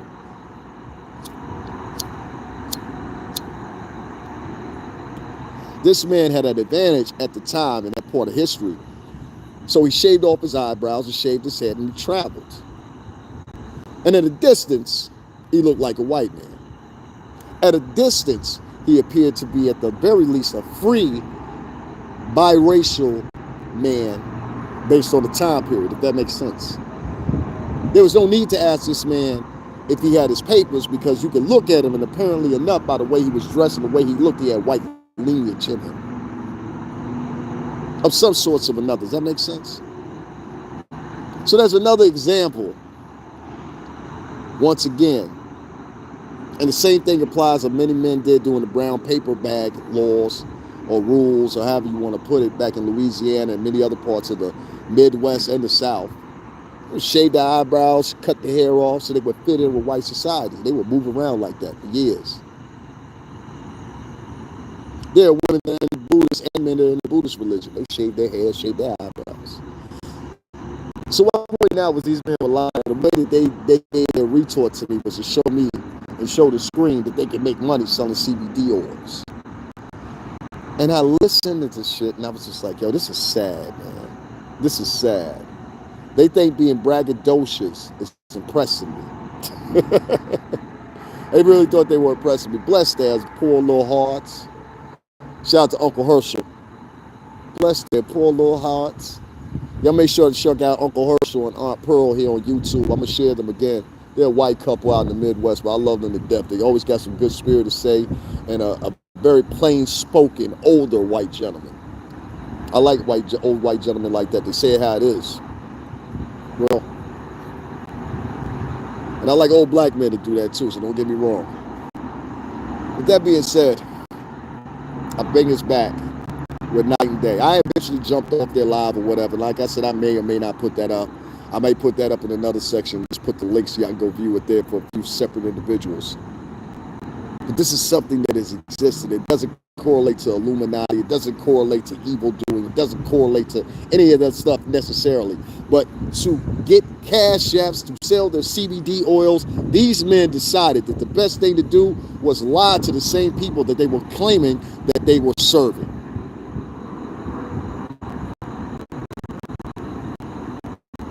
And I'll tell you guys once again, I'm going to say pretty much probably 60% of African Americans and Latin Americans are willing to do the same thing to you. You have to be very careful, especially if you're a man. Do not be afraid to check one of these bitches, especially if she is 5'3", loud mouth, acting fucking erratic or whatever. Do what I do at the very least. Put their ass on camera and let 1.8 million people see it. Report them to the guard company. I've gotten, 2 or 3 of them's guard cards snatched before. You guys have seen this online. I don't have to lie to you. For all my new viewers, go right down below and you go check it out. You'll see it for yourself. My homie, for years, worked at the U.S. Naval Base. I know the whole ins and outs. I even know the person's the chief person for giving out those guard cards. It's his mom's friend. They went to school with each other. I'm talking about for the state. I'm not talking about India. I'm talking about for the state, you know? It's sad, but this is what you have to do nowadays, because a lot of African Americans and a lot of Latino Americans, they are now your enemy because they believe in a certain diatribe of mediocrity. They never see, like some of us, let me go to college.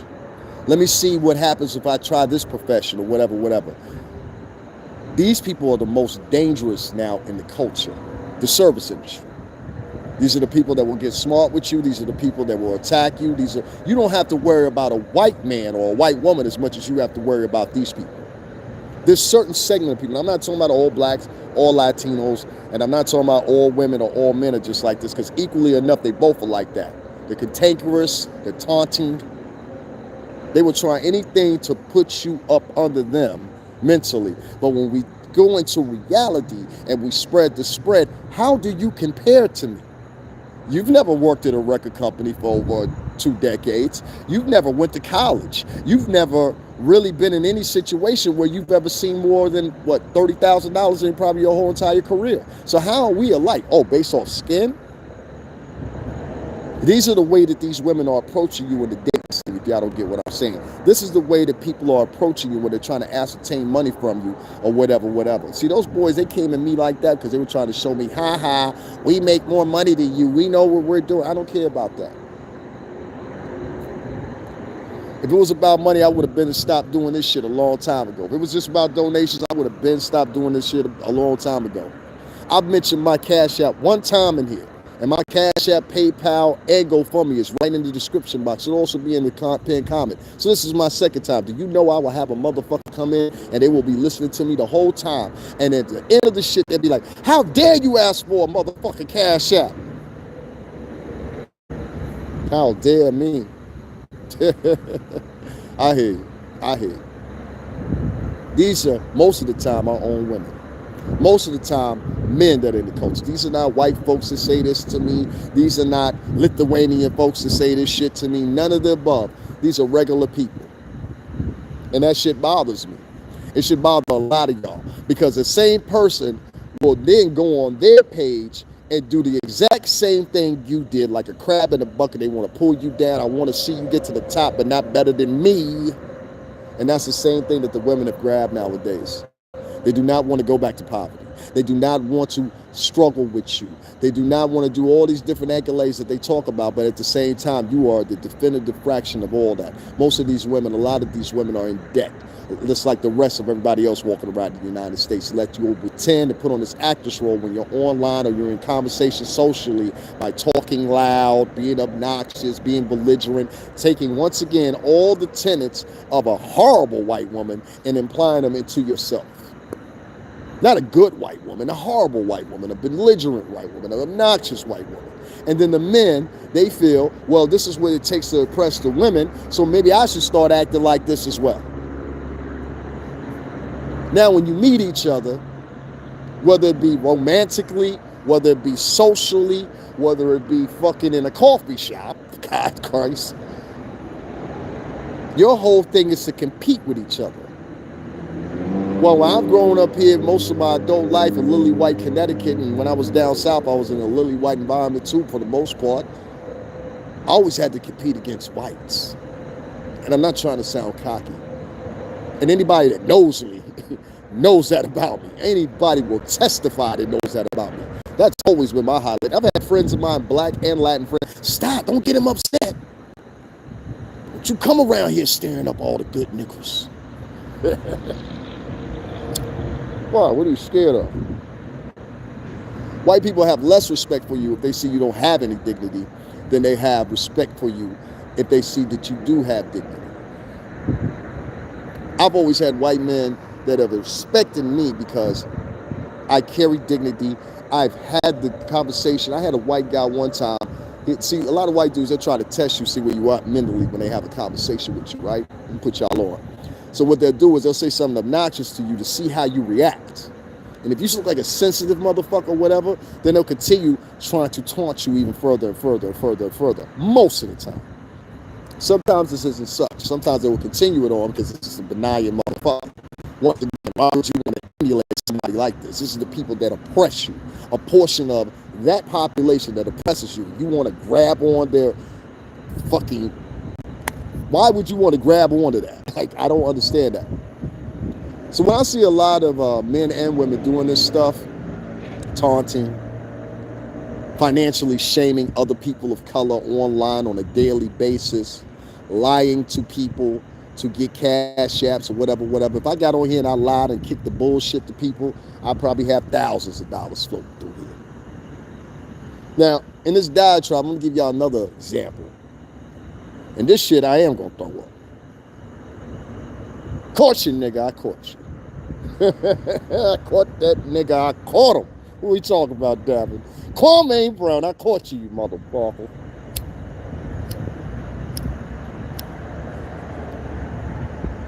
Let me tell you why I would put Kwame Brown in a certain category.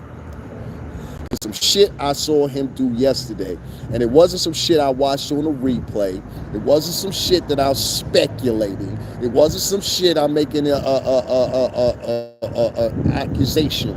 No, this is from my own personal engagement. You understand what I'm saying? Yesterday I was on Kwame Brown. I believe it was his second live of Sunday afternoon. You understand? And I wanted to watch it thoroughly because I said I want to see maybe I'm doing something wrong or maybe I'm figuring him wrong or whatever. I'm going to show y'all what I mean by a lot of these folks out here, they ain't folks. You understand what I'm saying? I'm saying that on some like really like if you say you identify with the streets and all that shit or whatever, or you identify with the culture or whatever, you should understand what I'm talking about here. Yesterday I went to Kwame Brown's live. And if you were in there, you would have saw me in there. And when I went in there, I posed the question to him and I said, because I want to make this clear, even his headliner, which is the picture, had a picture of his Cash App. And he's done that for the past 30-something lives that I paid attention to. He has his Cash App, where before he used to have just a picture. Now he just puts up his Cash App in the picture. That's cool, I guess. If you wasn't a multi-millionaire. Now, I want to emphasize that. This man is a multi-millionaire. Like Corey Holcomb say, when the hungriness show, when it won't get low, the hungriness show. It showed itself yesterday. Corey, I'm going to say this to you. I don't think you should do a motherfucking show with that man at all. And I'm going to tell you why.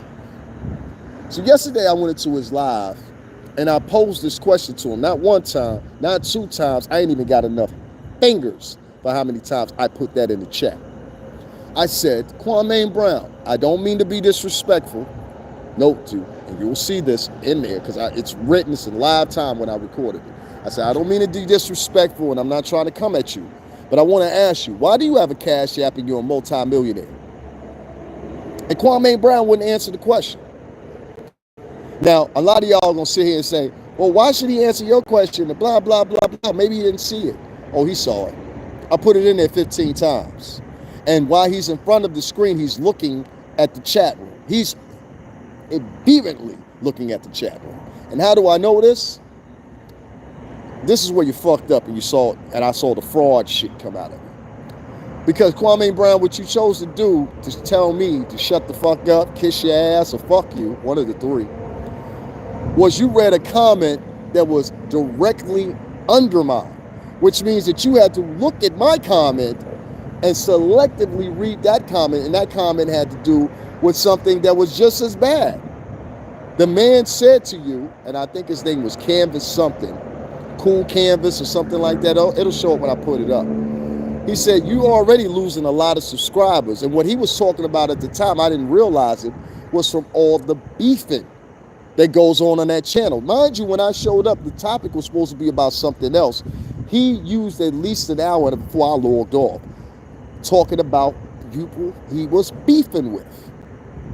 And as I'm looking at the chat, I'm seeing people just donate and donate and donate and donate and donate. And they're egging him on, telling Kwame, yeah, beef with that motherfucker, beef with him. I had 3 people in the chat come at me, so that's another reason I know they saw my shit. Because one of them was a moderator who ultimately put me in timeout like a child. Because I asked the question, why do you have a cash app and you're a multi-millionaire? And I'm going to tell you why these motherfuckers got cash apps. Y'all ready? Outside Corey Holcomb, who's been doing this for 10 plus years. I followed him out of that 10 years, 8 of them. Chicago ass nigga ain't never even said thank you for me sharing this shit, gave me a shout or gave me a cash app or nothing like that. But that's all right. You did it for months. I appreciate that. That's some real shit. The problem I had was something that I saw, and people prior to that was making fun of me for, both in the music industry and out the music industry. I'm talking about friends that I had known for years in the music industry were making fun of me, but they saw reality when that pandemic hit. See, prior to that pandemic, I was in a bad situation, if many of y'all know, monetarily. I literally was homeless before the pandemic started. I was bouncing from sofa to sofa and all kinds of shit. I stayed in my man's house for about a good 2 months or whatever. You know what I'm saying? I was working at the time, but I stayed at his house for a good 2 months or whatever. And then I moved it along, you know? And it ultimately ended up at homeless shelters and shit like that for people that are not in the know. And to be honest with you, I just got out of that situation not even 7 months ago as of this month. Very proud of that. I wasn't one of those guys that sat around. I did all the work I needed to do to get out of that situation. Long-time viewers of mine, they know this to be true. I wasn't one of those guys. What do you need of me? What do you need done? When do you need it done? My focus was to get the fuck out of that situation because it will drain you. Well, I had people that were making fun of me because of that. Even some people that made fun of me when I got out of that. I make no sample of it. I think that your troubles and things like that, and once my book comes out in the near future about my experience during that, you'll understand. You understand what I'm saying? A lot clearer. It's hard to paraphrase it in the words how I feel, but it's definitely responsible for some of the ailments I have now, as far as trauma, as far as depression and things like that or whatever. Sometimes you guys don't even realize it takes me a lot to get on this mic and talk or whatever. Or a lot of y'all say, beg for money. I don't give a fuck what you think about me. We're taking this shit to the top, trust me. You know how many times I got on here and I said I'm gonna quit? One time I said I was gonna quit, I was at 3,000 followers. Another time I said I was gonna quit, I was at 5,000 followers. Another time I said I was gonna quit, I was at 7,000 followers. Another time I felt like quitting was when I had a situation happen here on my channel. I was down for a week. I was at 10K followers. If you don't realize what I'm saying and all that, each time I said I was gonna quit, by the next time I said I was gonna quit, I had increased followers. This thing going up to 100,000 and from 100,000 to 1 million. And many of y'all don't even realize it, but just like, and I don't want to liken myself to him, but just like Kevin Samuels, the early years you saw with him, and nobody paid attention to him, it's the early years you're seeing with me. Kwame Brown's people put me in timeout because he didn't want to answer that question. And I'm going to say this to everybody. During that pandemic, you saw a lot of stars start engaging online where they had never engaged online or like they had never engaged online before. What do I mean by that? There was motherfuckers that was jumping on Instagram trying to charge people for their little mini concerts because they couldn't tour anymore. There was people that was jumping online and they were charging $50 to get a shout out from them on their IG story or whatever from them. There was people online that was charging money to have an autographed shirt signed for them or be shouted out during their live or whatever. They were monetizing off of this. And these people were monetizing off of this because the income stream that they had previously coming in had been interrupted. Now, after the pandemic is technically not over, but downsized, these same people have remained online because they realized something else. And don't tell me that bullshit, because Kwame Brown popped and his story popped during the pandemic with Charlamagne. I come from this business. I know exactly what I'm talking about here. His story blossomed during the pandemic.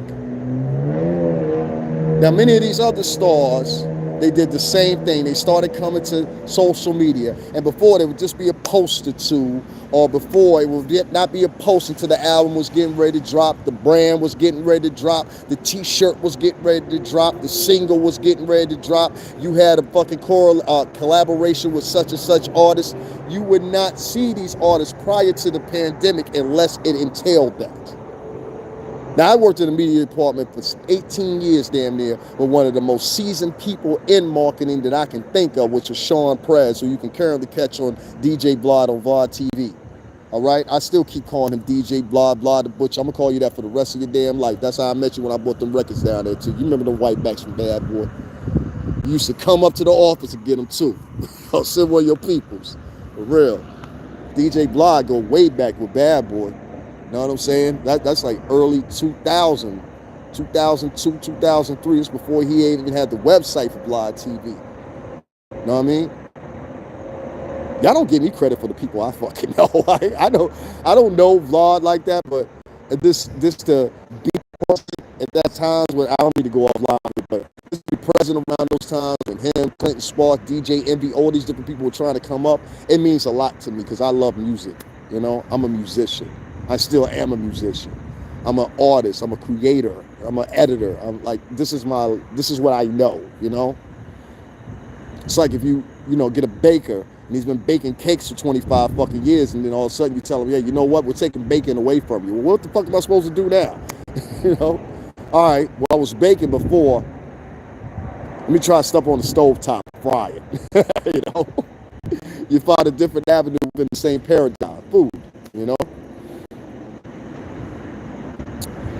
These people have remained online, and I'm trying to ask myself, well, things are back to normal now. You can tour now, you can promote, but what they saw was they entered in a space that was for folks that were actual creators, folks that were trying to find a way, folks that actually had legitimate stories like myself, like many other bloggers that are out there. You know what I'm saying?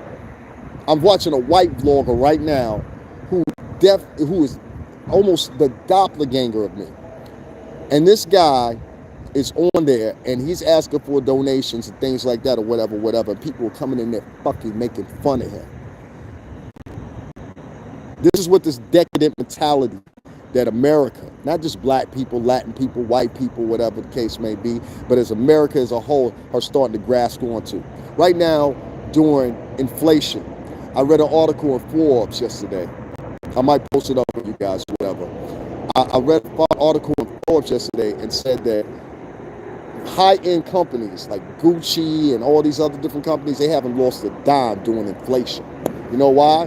Because people that made money during the pandemic are now spending money on luxury goods. While you can't afford a motherfucking Happy Meal at fucking McDonald's the way it's priced right now. You went to McDonald's lately? You go to McDonald's, you might as well go to Olive Garden. You're going to get more, and you're only going to pay maybe $2 more. You know what I mean? I think a Big Mac meal is something like $9 up here in the Northeast. You know what I mean? For McDonald's. Yes, McDonald's. It's very expensive to live here in the tri-state. That's why I'm thinking about possibly leaving the tri-state. And I'm going to talk to you guys about that later too. But I'm thinking about leaving the tri-state. It's not just for good, for a while.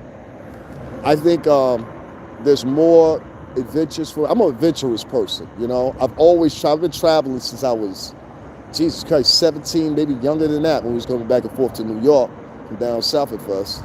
I've always traveled. I've always moved around. People that know me for a long time know this, and based on my old job, it was the same thing. But these people that are entered the space on YouTube, you are taken away from people that need that money. You understand what I'm saying? You're engaging in beefs and arguments, and based on your superstar, is superseding people. You understand what I'm saying? This is why spaces like Comedy Hype and other places exist or whatever. You're copying off of Blog TV. Most of you are copying off of Blog TV. To be quite honest with you, except for a few characters that have original premises, like Bap Hoffa, the Star Report, and a couple of others. These are the people that Dana, shout out to Dana, the real Dana. What she's done over there is remarkable with Judge Joe Brown. Shout out to her. Shout out to number 9, too, whoever your funky ass is out here in Stanford. Shout out to number 9. Me and number 9 gonna link sooner or later, man, so I can get that interview with him or whatever. I think that'd be interesting. Maybe even trying to do some recording here locally in Stanford. If y'all don't know number 9 was featured on the Star Report Weekly or whatever. I've been trying to catch up with this dude since I got back here in Stanford. I ain't seen him nowhere. Not even at the bars, clubs, or anything. So shout out to number 9 of the Star Report. Definitely somebody noteworthy of not only interviewing, but being around, etc., etc., etc. Great guy. Long story short here, man. These people, I don't know how much you guys will understand or not, but these superstars, based off their notoriety, are able to garner more followers, garner donations in some weird way or another. And then there's this other set of people that have been on here and have now become literal YouTube superstars that have been here for 10 years in some cases. People saying names because some people type when I say names. It might be your favorite blog or whatever. And I'm not attacking them. In a lot of cases, these guys have got great things to say. But what I'm saying is, guys, you've been on here gathering money. If you got $1 million at your disposal, dog, and it all came from the fucking donators, at this point, some point or another, it's like, all right, let me sit back and try to funnel people to other people or whatever. And that's what I liked about the gesture that Corey Holcomb did, not only last week, but the week before when it was, Marcus's birthday, which is one of the co-anchors on the show, along with Darlene O.G. Ortiz. What he did was he said, yo, y'all make sure to donate to Lil Bro. It was the same stuff I've been talking about. And the only thing it would take is 3 or 4, because believe me, all these stars and everybody else, they see y'all in the chat room when y'all talking. They see y'all in the chat room when you're talking. It's of no worth to them not to see you when you're talking. They know that the rules of engagement are different than they were priorly when you were in the music industry. They are not the same. They are not the same. So I would just ask people like Kwame Brown and many others that are like him, would you please refrain for asking for cash apps and shit like that when you're a multi-millionaire? And I could have swore at some point or another, you snidely responded to me by saying, you know what, I'm not going to do that because that'd be disrespectful. I'm not trying to disrespect Kwame Brown. Because Kwame Brown's the type of nigga, you got to shoot that nigga. You can't fight him. He's like 7 foot tall. You got to shoot him. Kwame Brown, I don't think you're a bad person. But what I think you did was you made the mistake that a lot of people that become stars and get on fucking line do. You started trying to become one with the people, and you're not one. The reason you're a superstar in the first place is because you're not normal. If you were even just in the industry like myself, and you had the advantages of recording music and things like that or whatever the case in the most beautiful studios and all that shit or whatever, you did so and it was available to you because you're not normal. And there's nothing wrong with saying you're not normal. And this normalcy of trying to make normal motherfuckers into superstars via YouTube, that whole paradigm is going to collapse on its own sooner or later anyway. This new star that's a star elected by people that really just elect these people as stars as a goof in many cases. Goes all the way back with that motherfucker that did that song, She Bangs. Remember the guy that did the fucking, what was his name? Something Wu or Michael Wu or something like that. I forgot what his name was. That era came from that shit right there. She Bangs. And what was the other one? I forgot what the other one was. Talk them Gundam Style. Remember that song? Gundam Style. It made ordinarily people that you would fucking ignore. You gave them access to a studio, some editing equipment or whatever. You make these motherfuckers sound good. You put them out there. So now you got people that are just terrible as personalities and people repping us, in this big screen, music genre, everything else like that. You think I'm lying to you? Why you think you got so many problems behind trap music right now? Anybody can do it. I saw a white kid right now. They're calling him the new and this shit was, they called him the new little baby. Have y'all seen that white boy? They call him the new little baby, which basically he copies how little baby sounds, but he's a white kid. He's not very good looking white kid with dirty, scruffy, blondish, almost white looking hair. If y'all haven't seen that shit, go check that shit out. Now, this is why I'm going to end the show tonight. I figured I would talk about that. Before I get into that, though, I want to encourage everybody. Please donate to my Cash App like y'all donate to Kwame Brown. And evidently, Kwame Brown, I hope you get rich, and I hope you continue to be able to pay that bill that you so notably need payment for. I peeped when you said that, but I just ain't saying nothing. Like I said, I ain't fronting on Kwame Brown. I'm just keeping it a buck, my nigga. I'm not one of those dudes that gets on that you beefing with currently and be talking, I'm gonna do this to you or whatever. Even my diatribe when I said you would have to shoot somebody like you, I really mean that. You a big motherfucker, bro. They didn't pick you to play basketball because you were fucking short. You know what I'm saying? Nigga 7 foot tall damn near. But we're not getting into that. That's a genuine question. So I would say to people, if any of y'all have liked what I've said so far, or whatever the case may be, this will only be the third time I'm promoting my shit. And it's also in the chat room here, and I hope I'm not mixing anybody. It's $ STRINGERBELL 80. That's Stringer Bell 80. As my responsibility to you guys, and I had to catch myself, what I'm going to start doing here, and there's also a link for PayPal and GoFundMe in the description box. That's a little upside down triangle that's underneath the title of this particular show. So if you want to log off and come back on and hit up PayPal, GoFundMe, you can just click those links. And also there's an Amazon wish list that I just added into there that I need to personally send to the homie, because I always be forgetting. Because let me tell you, TMH, if you're still here, I'll be getting off here and I'll be wanting to go in the house and eat or whatever. I do my lives outside because my voice tends to carry. And the building I live in, 2 of my neighbors have small children or whatever the case may be. And they never said anything to me. But I'm just like, you know what? I don't want to, when it gets colder, I definitely will be inside. But as of summertime or whatever the case may be, I don't want to be talking all loud and everything like that. And these kids are trying to sleep or whatever. So that's this type of person I am. So I tend to do a lot of my lives outside where I can speak openly. I got the light right here, whatever. I don't have it attached to the thing because it's hard to screw through the thing. And this ain't my best light. This is my other light. So you guys know I usually have a better light that kind of like flashes right on me, but I happen to use this one for the night because it's slimmer, it's smaller, and it doesn't take AA batteries. So, you know what I mean? So it'll last me for a long time here so I can be able to continue to talk to you guys. But guys, make sure you hit up the Cash App, $ STRINGERBELL 80. Help celebrate with me. I reached 10K followers. I had a hater came in and flagged a video that I did 7 months ago about Travis Scott. So I was shut down for a month. So I'm back. You know what I mean? So it doesn't matter. I love to see those 20s, 50s, and 30s, and but your 10s and 5s, this is much welcome or whatever. And we're going to start up a new GoFundMe to get me a car, because I definitely going to need a car. You know what I mean? So I wanted to move on to this real quick before I let go. And I wanted to talk about something that Fat Joe was responding to involving Irv Gotti and his appearance on Revolt TV. And please don't tell me anybody, especially a new motherfucker up at Revolt TV, I can't talk nothing about Revolt TV, because let me tell you this, I was there when Revolt was a fucking idea. I was in the building when Puff, it wasn't Puff, it was actually just chatter and gossip. Yo, Puff starting a motherfucking network.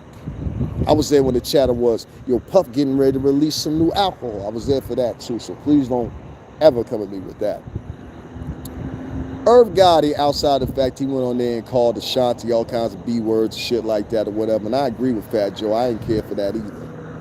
I think you were better than that. I think you had a little bit of too much liquor in you.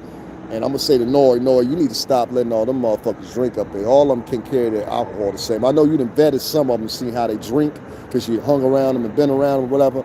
But some of them motherfuckers, the deepest, darkest inhibitions come out when they drink. You know what I'm saying? I know that's preferably the angle on the show or whatever the case may be. But in the case of like that was just, that was just Chuck. It was to the point, it was so Chuck, it was to the point that Nori had to get in and be like, yo, you doing some Chuck sucker shit right now.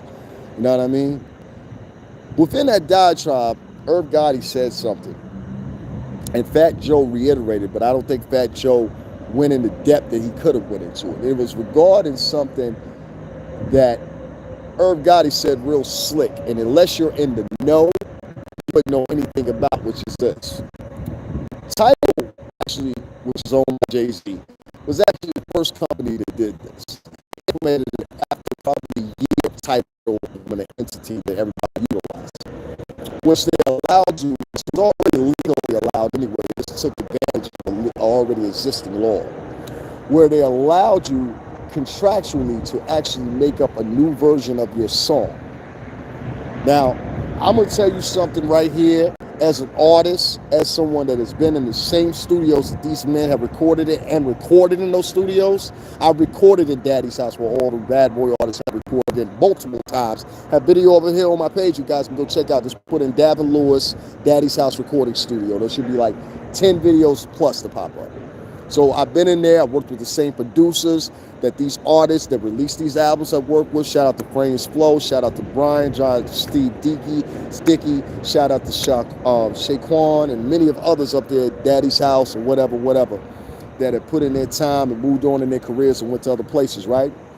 And some still in the music business and still thriving and trying to matriculate ourselves into what we are now, you know? And that comes with hard reserve. Like I said, it is...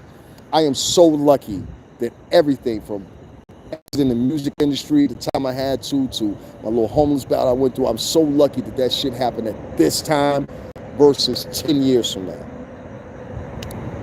One of the things Jay-Z did was, Jay-Z implemented a strategy of having artists to be able to remix their songs and now re-release them. Now those same songs are now a totally different commercial entity, right? Meaning that now you can actually have ownership of that song. The trick is this shit right here. And every artist that knows this knows what I'm talking about. Have you ever recorded a song and the energy, the words, the cadence, and everything that you've had right there? I've done this myself. And then even if you say, you know what, I'm going to finish this song the next time I come back to the studio. It's kind of like he said, DJ said it, Hustle and Flow. That shit ain't gonna never be the same. And Fat Joe said it best when he said, imagine me trying to recreate and remake Lean Back right now. Imagine Nas trying to recreate Illmatic right now in 2022. And then try to present it to the public with the same energy, the same ferocious. The number one problem is that you're going to have is those songs are made in periods. See, songs themselves, if you guys don't know this, in the history of music making, have always been reflected of those periods and those times at that particular moment. So meaning that if we were in the 1920s and we were hearing, blues music, or we were hearing, the Roaring 20s when we were hearing skate music, whatever the case may be, that music is reflected of those times. The lyrics in that music will be reflected of those times, in my opinion anyway. Y'all make sure y'all hit that like button while y'all in here. And with that being said, one of the funny things is most artists can't do that are artists from 10, 15, 20 years back. Most artists can't do that. Now, if you're talking about is someone like, of this genre, like a Lil Baby, maybe the Migos, something like that, they were having those discrepancies. They would be able to do that and interject themselves back into that environment and be successful with it because the cadence and the revelation around society is come much the same, if that makes sense. You understand what I'm saying? But imagine Public Enemy trying to go back in the studio right now and recreate Fight the Power with the same veracity. Imagine Ice Cube trying to go back in the studio and because of contractual reasons, and so he would get a better game as far as owning the masters to it, trying to reintroduce to the public, today was a good day, with the same veracity. It's impossible. Most of those artists are different men now. A lot of those artists, they've been rich for a very long time, so they don't understand the ideology of the block. They don't understand the ideology of the people. Do y'all always notice y'all always catch me outside? I'm always outside. And I'm outside right now in my home in Connecticut, but I'm always outside in New York. That doesn't mean some tough guy shit or anything like that, but I go to the crevices. I go to the places that matter. I go in front of Trump Tower, I go in front of Times Square, I go to all these different places. because I need to feel the beat.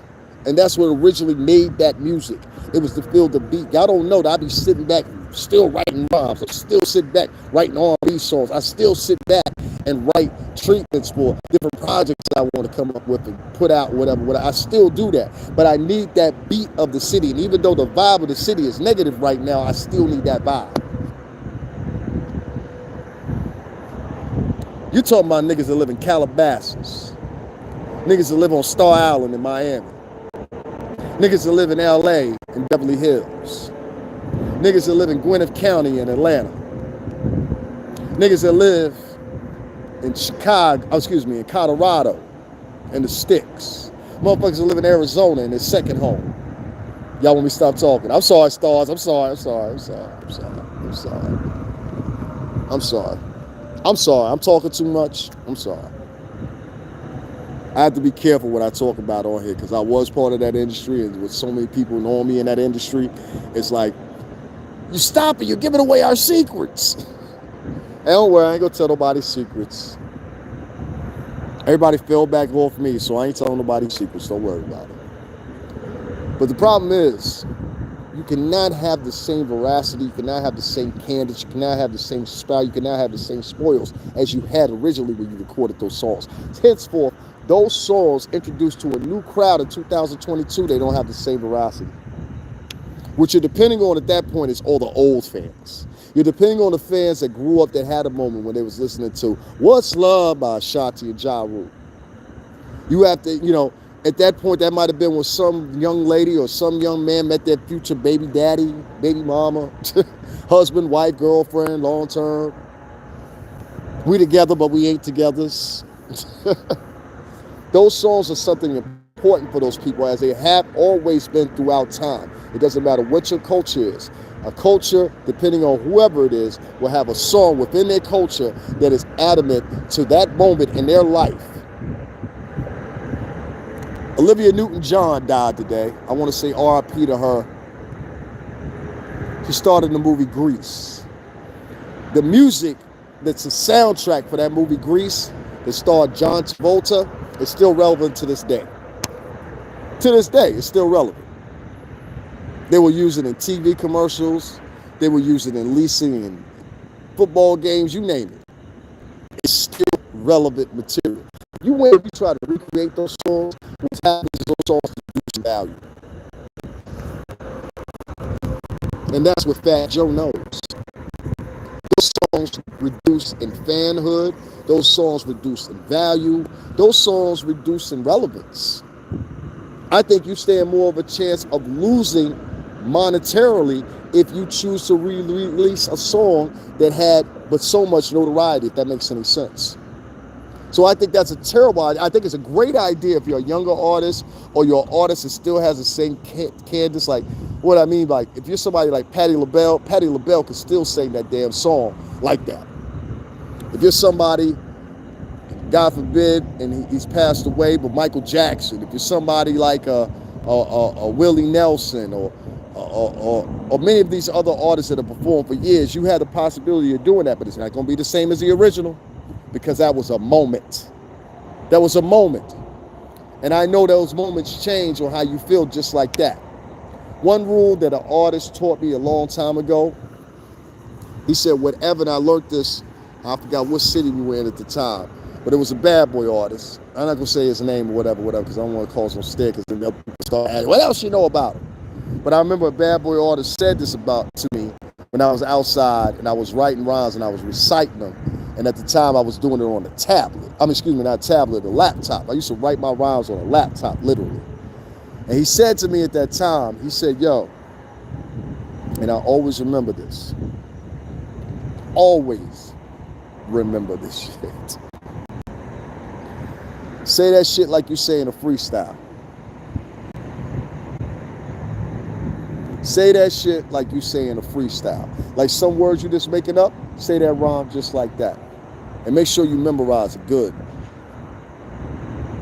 And so from that very point, you start to lock in your head, this is how I'm going to say it, this is the way I'm going to say it. Not only that, the other important rule that same person told me was this. Whenever you get an idea for some words, whenever you get the idea for some lyrics, it doesn't matter what you're doing. You could be sitting on a toilet. Write it down, because you're going to forget what you're saying. Trust me. I don't know how many times I've had even great show ideas and I didn't write them down. And to this day, I ain't gonna lie, and forgot. Those are two major rules. Always write down what you're writing down, and always the first thing that comes to your mind, just write that shit down, even if you don't use it.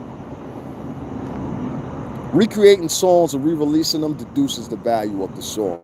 It reduces it socially, and therefore it transforms monetarily. People are not going to respect it. I'm not going to respect Nas recreating The World Is Mine. I'm not going to respect Jay-Z recreating Friend of Foe. You understand what I'm saying? And I think it's a wonderful rule that could be taken advantage of and in some cases be abused, that Congress has given us. I don't know if you guys know it or not, but Congress actually gives you the right to release your songs and all that stuff or whatever. Those are from Congress. And it's been an old rule that's been in effect. I think it goes all the way back to the first formulation of what you call entertainment companies, but really back to the antithesis of the Red and Blue Network, which if you guys never heard of the Red and Blue Network, that was ABC and NBC. CBS, the Central Broadcasting System, didn't come much, much later, maybe about 30 years later. So it was always ABC and NBC, and they started out covering the war on the radio. This is what they did for a long time before they became the commercial entities that you see them today with your programming and all that. I happen to have the advantage of learning that in college, as well as with a couple other things like vertical integration, synergy, and how all these companies take part in that or whatever. I'll introduce y'all guys to that. That's basically when a company like Fox, I can use them as an example because I was already mentioning them. Perfect example, to be honest with you, with vertical integration and synergy. It's when a company is actually controlling within the company all the facilities of that company. Now, right now, as I'm sitting here, I'm at WWF headquarters, which is downtown at my city, World Wrestling Federation. They have multiple different conglomerates under their banner for WWF, including an entertainment company, including a management company, including a producing company, a directorial department, etc., etc. It's a complete entity, all right? They have a lot of WWF stars that turned into actors along the years, John Cena and a couple other people. Well, a company like Fox operates the same way, except it's a little bit different. In the sense that, yes, these entities exist for WWF, but it's not their main bread and butter. With a company like Fox, when they extend out to these areas of vertical integration and synergy and things like that, actually what you have is you have something totally different, right? So you have a parent company, which is Fox, and they delve into advertising for, say, like radio, broadcasting on radio, etc., podcasts, whatever you name it. And they have another division for film. Then they have another division for news. Then they have another division for books, etc., right? The difference between vertical integration and synergy is with those companies right there, what they do is they advertise all the properties that they have via those outlets, books, music, etc., etc., etc. They all work together. So it's nothing to see a product placement in a Fox movie for one of their news outlets or whatever the case may be, or something like that, if that makes any sense to you. I'm kind of summarizing and paraphrasing a little bit for you so I don't get too technical, but so you just get the gist of what I'm talking about here. You're going to see the same thing happen with acquisitions of larger companies moving up to the future. It's already happening now. You've had a couple of, I mentioned before, when I first was trying to get back in the door, I was heading up to Revolt TV, which was right on 1440 Broadway in New York City, right behind the CBS there. They was there. And a couple people saw me out there, talked to me. Shout out to Shaheen, big boy from Queens. Shout out to, I had the pleasure of talking to him for a few minutes. Shout out to Nick Storm, yes, Nick Storm, Ciroc, who spoke to me, knew I was there, could validate everything I'm saying right now. Nick Storm of Ciroc, shout out to him. I talked to Nick 3-4 times. I used to go stand in front of the building like I was starting over. That's another story. I'll get into that. That's a separate old hour right there. But irregardless of the fact, What happened was when we first started, like I said, I was at the beginning of Revolt. I remember when the shit was an idea. You understand what I'm saying? It was just floating around and people were gossiping about it. We never knew that it was actually going to happen. I'm grabbing my what's the name here, guys, because I want to explain this to you guys. So what happened was originally the distributor is the same way that I was talking about how I went through other distributors or whatever with Bad Boy, which included Atlantic Records, Interscope Records, and originally BMG, which is Bertelsmann Music Group. It's a German conglomerate. They're worldwide, international. Well, we started out in the BMG building, and as our distributor switched, we moved to the building of the distributor, because that's who the deal was through. So it's kind of a way of them monitoring you, basically, or being in close quarters, if you want to say. So the same way happens when companies get acquisitioned, okay? And you're seeing more and more of this happen. Now, in that particular state, the distribution was done to Warner Brothers for Revolt TV initially. The launch of Revolt TV was held at the Time Warner building in Manhattan, up by 59th Street there, don't you know? So I wasn't in attendance for that, but people that I worked with was. Shout out to Rome and a couple other people. They were in attendance for that. I missed that one. I was there, but it wasn't there, if that makes any sense. But I was there during the whole time that all this facilitated. Now, what happened in that 10 year of that, it was probably not even a year, probably a couple months prior to the pandemic happening. Excuse me, guys, I'm looking for my charger so I can plug in my phone, so I keep going with y'all. What happened was AT&T came in and did an acquisition. And as AT&T came in, AT&T said, okay, we shutting down everything out here in New York because primarily that's not where we're at. We're in LA. We're in California. Now, Pump had already been in California already handling some business or living just in general, whatever the case may be. So I don't want to mistake that. Pump had already been in California. But with Revolt being moved out there and being acquisition, I don't know if it was actually moved out there or what, but with the acquisition, it damn sure did close up the New York offices. And I still got to say to this day, I'm kind of pissed about it because not only was I trying to get in the door, whatever the case may be, but I think I had a head start there. But not only that, but I was kind of pissed about the fact that the way I found out.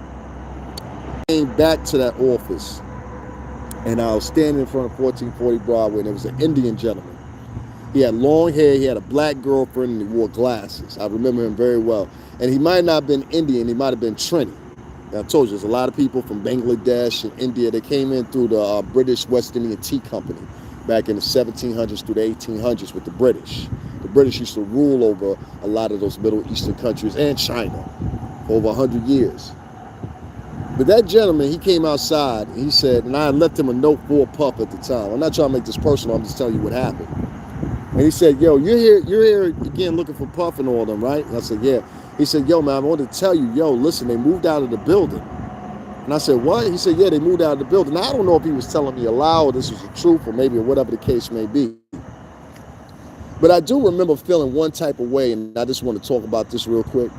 When I was standing outside that building, I used to always play music. I used to have a little portable speaker. I had it forever. And that shit lasted about 7 hours.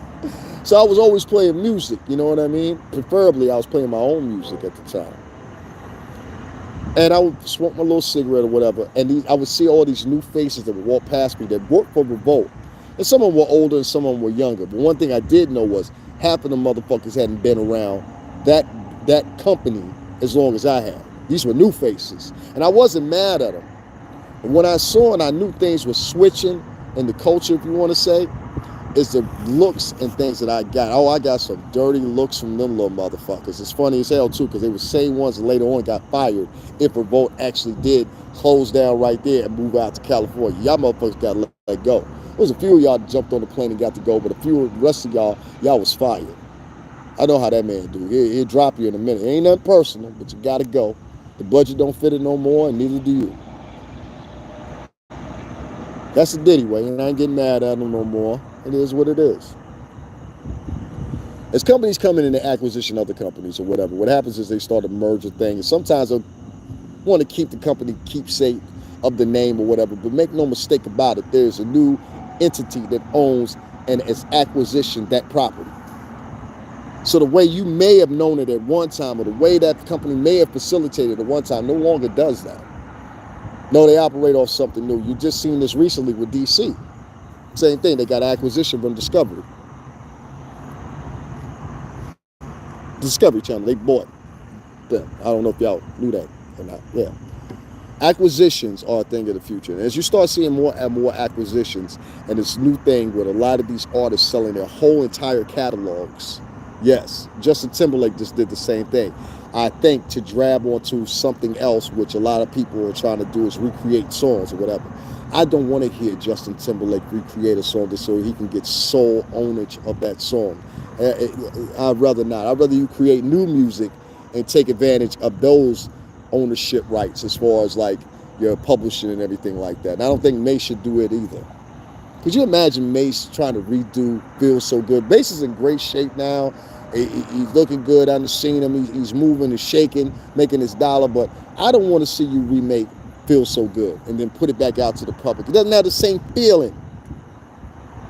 But as these companies start to acquisition other companies and basically devour them, what you're going to see is the music is going to be worth less and less and less. And that's why you're seeing a lot of these people like him and many other artists selling their whole entire catalogs for the pure simple fact that they know it's not going to be worth nothing in the end.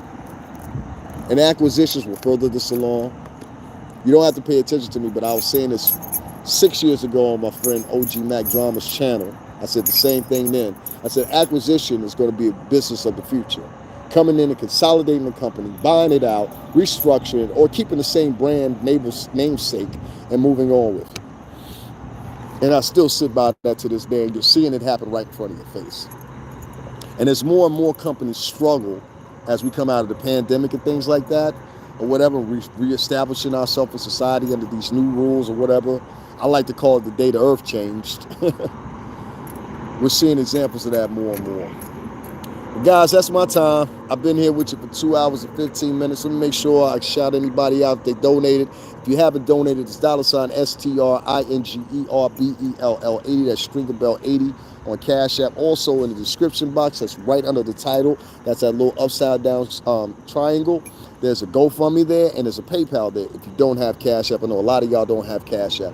If you're still here with me, please hit the like button. I appreciate that too. And I want to say once again, it was a terrible thing that I got shut down for like a week. I want to apologize to all you guys. I was shut down the last 2 days before the were considered the first coming into this month. And as a result of that, I got stuck. And I wasn't able to bring in Cash Apps or anything else. At time to time, there's people that donate $5, $10 or whatever, and that adds up, and I use that on my day-to-day ventures. I am not working right now, so this is how I make my primarily. This is my job, or whatever the case may be, or whatever. It's sad that we have people like that, or whatever, that do things like that, or don't want to see others attribute or move up the ladder, or whatever, because it crabs in the barrel. We got many of those in the culture. But I would encourage all of y'all, please donate to my cause. Please donate to my channel. Not because I want the money, it's because I need the money to survive. That week shutting me down, I spent out a lot of money and wasn't able to refurbish that money through Cash Apps or anything because I wasn't able to go online.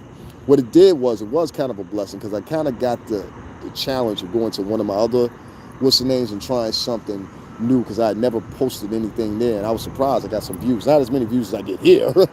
But pretty much so it's something I'm going to keep in the fray and keep looking at. But it's a shame there was somebody of the culture that actually shut down my page, and a couple other people, they do the same thing. I got one person that comes in every day and faithfully presses thumbs down just to do it. He presses thumbs down, they press thumbs down, and then they'll flag the video, And they see it getting anything more than 100 views. I had one video I put up today. It got 269 views in the hours by Kim Kardashian, right? That person came in, pressed thumbs down, flagged the video. And it's not even a legitimate reason to flag the video. They just don't want to see me come up. This is where folks are mentally within your culture or whatever. So, and for all I know, it might be another blogger. It's a sad state of affairs. And I want you guys to go back to the beginning of this, listen to this. You might be weirded out how I shift here and there and go from Kim Kardashian to myself. I kind of do that. I don't just stick on one topic. I like to have many topics to talk about. That way nobody gets bored. So guys, make sure you go back and listen to this. I'm going to head on home, give you something to eat here. Make sure you please donate to the Cash App.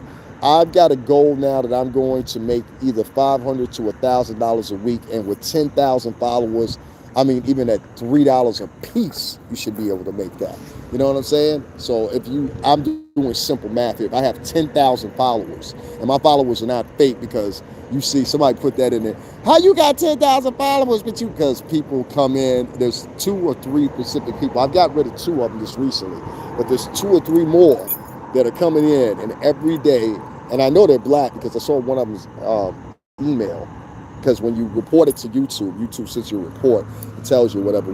If you go into the intricate parts of it through YouTube Studio, not on the app, but online, you got to go to that one. It's a difference. There's a lot of things you could do on the YouTube app online that you can't. The YouTube app online versus using the YouTube app itself. Like, I don't know if you guys know that or not, but I was just darkened by it because I was like, I don't flag people, I don't harass people. I say my little comments every now and then, whatever, but I never. Kwame Brown, I said what I said about him tonight, about him asking him why he took donations after he did all that fake shit that he did. I still never went and flagged his page. I still never went and attacked any of his audience. I still never went back to look at any of these old posts and wrote some, I just don't do shit like that. I don't come from dudes like that. You know what I mean? But some of these soft men and punk women, terrorist women, there's a lot of terrorist women out here. Please believe me that on YouTube. They do such. So I say, what type of mentality do you have to follow somebody you don't like and then day after day after day press thumbs down and report the video when in reality, you just don't like me? And that's cool. I really don't care. It's not going to stop me. But you have to really take in consideration people of your culture that go out of their way to do this, but they don't do it to a Tucker Carlson or anybody else. So yeah, they were trying to mess up my money. They want me to do what they want me to do. I've had people that try to tell me, you need to stop blogging. You need to go do what I want you to do. I'm not going to do what you want me to do. If I did what people wanted me to do, I would have never gotten into the music industry, ever. It would have never happened. It would have never happened. The day that I told people that I was going to get in the music industry, and I've said this before on here, and I ended up being with Bad Boy Entertainment, for those that don't know. The day that I got into the music industry was by chance. I was in Times Square, and it just happened, But the funny thing about it is, I wasn't a signed artist or anything like that. I went and recorded on my own, et cetera, and what it was. But this is the funny thing. I just want to get to this point.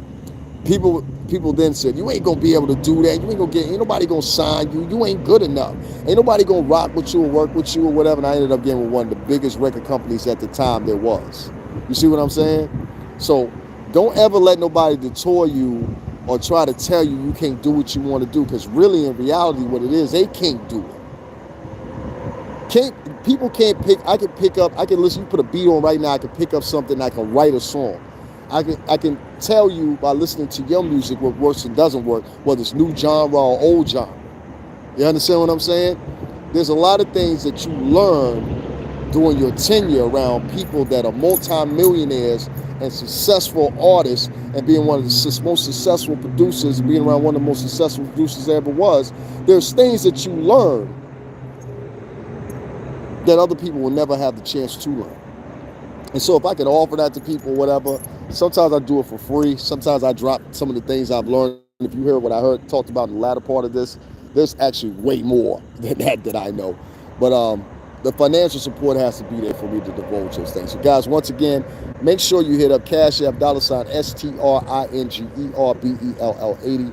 And weekly, we're going to start having a goal here that I have to do for myself, that somebody suggested to me, of $500 to $1,000 a week. And I think with 10.4K thousand subscribers, that it shouldn't be hard at all. And with 1.8 million views going steadily to almost 2 million within a year, I think it should be easy. So right now is my time. I'm focused on me, yes, financially as well. Why not? Everybody else is hawking what they're hawking and selling their programs, selling CBD oils, selling weaves, asking for cash apps and giving regurgitated information that's not even relevant from the 1950s and 60s and shit, regurgitating old information that you heard as you was a teenager but never adding anything new onto the information or how it's matriculated here in 2022. There's a lot of you guys that I could call out for the fucking sheer this fucking fuckery that you produce to these people every day and take their money and don't show them what you do with their money, don't really appreciate their money. I've seen motherfuckers take cash apps and abruptly after they have achieved what they wanted to achieve, you won't even see them online, not even an upload for them for the next week. People that only do one show a week and take in $300 to $400, you know. So I'm not going to change anything up here. I had the advantage of almost being able to, well, not almost, I am able to partner with AdSense, and I chose not to do that because I don't want to be censored of what I say. I want to always be able to talk to my people and talk to them wholeheartedly. And when I say my people, I'm not talking about race. I'm talking about everybody out of the 10,000 of y'all to follow me. I want to always be able to talk to y'all plain face. I don't want to get on here and be like, oh my God, hi guys, how are you doing? And act all fake happy and be like, oh my God, yeah, and act all fake nice and oh yeah, and fake smiles and all that. Fuck you. I'm not doing that. So I need the support of the people. And right now I need you because these niggas have, like, I had people of color get me kicked off for a week over a 6-month-old video about Travis Scott. Amazing. So guys, make sure you hit up the Cash App, $STRINGERBELL80. The link is in the description box. It'll also be in a pinned comment. Also, it's a PayPal and GoFundMe in there if you don't have that. And also, it's written in the chat room right now by TMH Global. I want to thank all you guys for tuning in. Annette, I don't know if you're still with us, but God bless you, baby girl. TMH Global, thank you. And everybody else is coming here and not said anything. Make sure y'all hit that like button or whatever. I see all of y'all in here. And if for some reason or another, y'all afraid to write in the chat. I'm not going to get mad at you if you write in the chat and you write one or two things and you're not donating. But when you start going on soliloquies, going on what you disagree with and agree with and all that shit, throw some paper behind your mouth. A lot of y'all out here talking about how much money you get, but you ain't got $20, $30 to donate over here to the fund. I'm calling cap. I'll talk to you guys in a little bit. And for one other thing, I just want to add before I leave. All this week, you will have shows and uploads every single day. Okay? I'm running a tester here because I want to see if I can get to that $500 to $1,000 goal by Friday.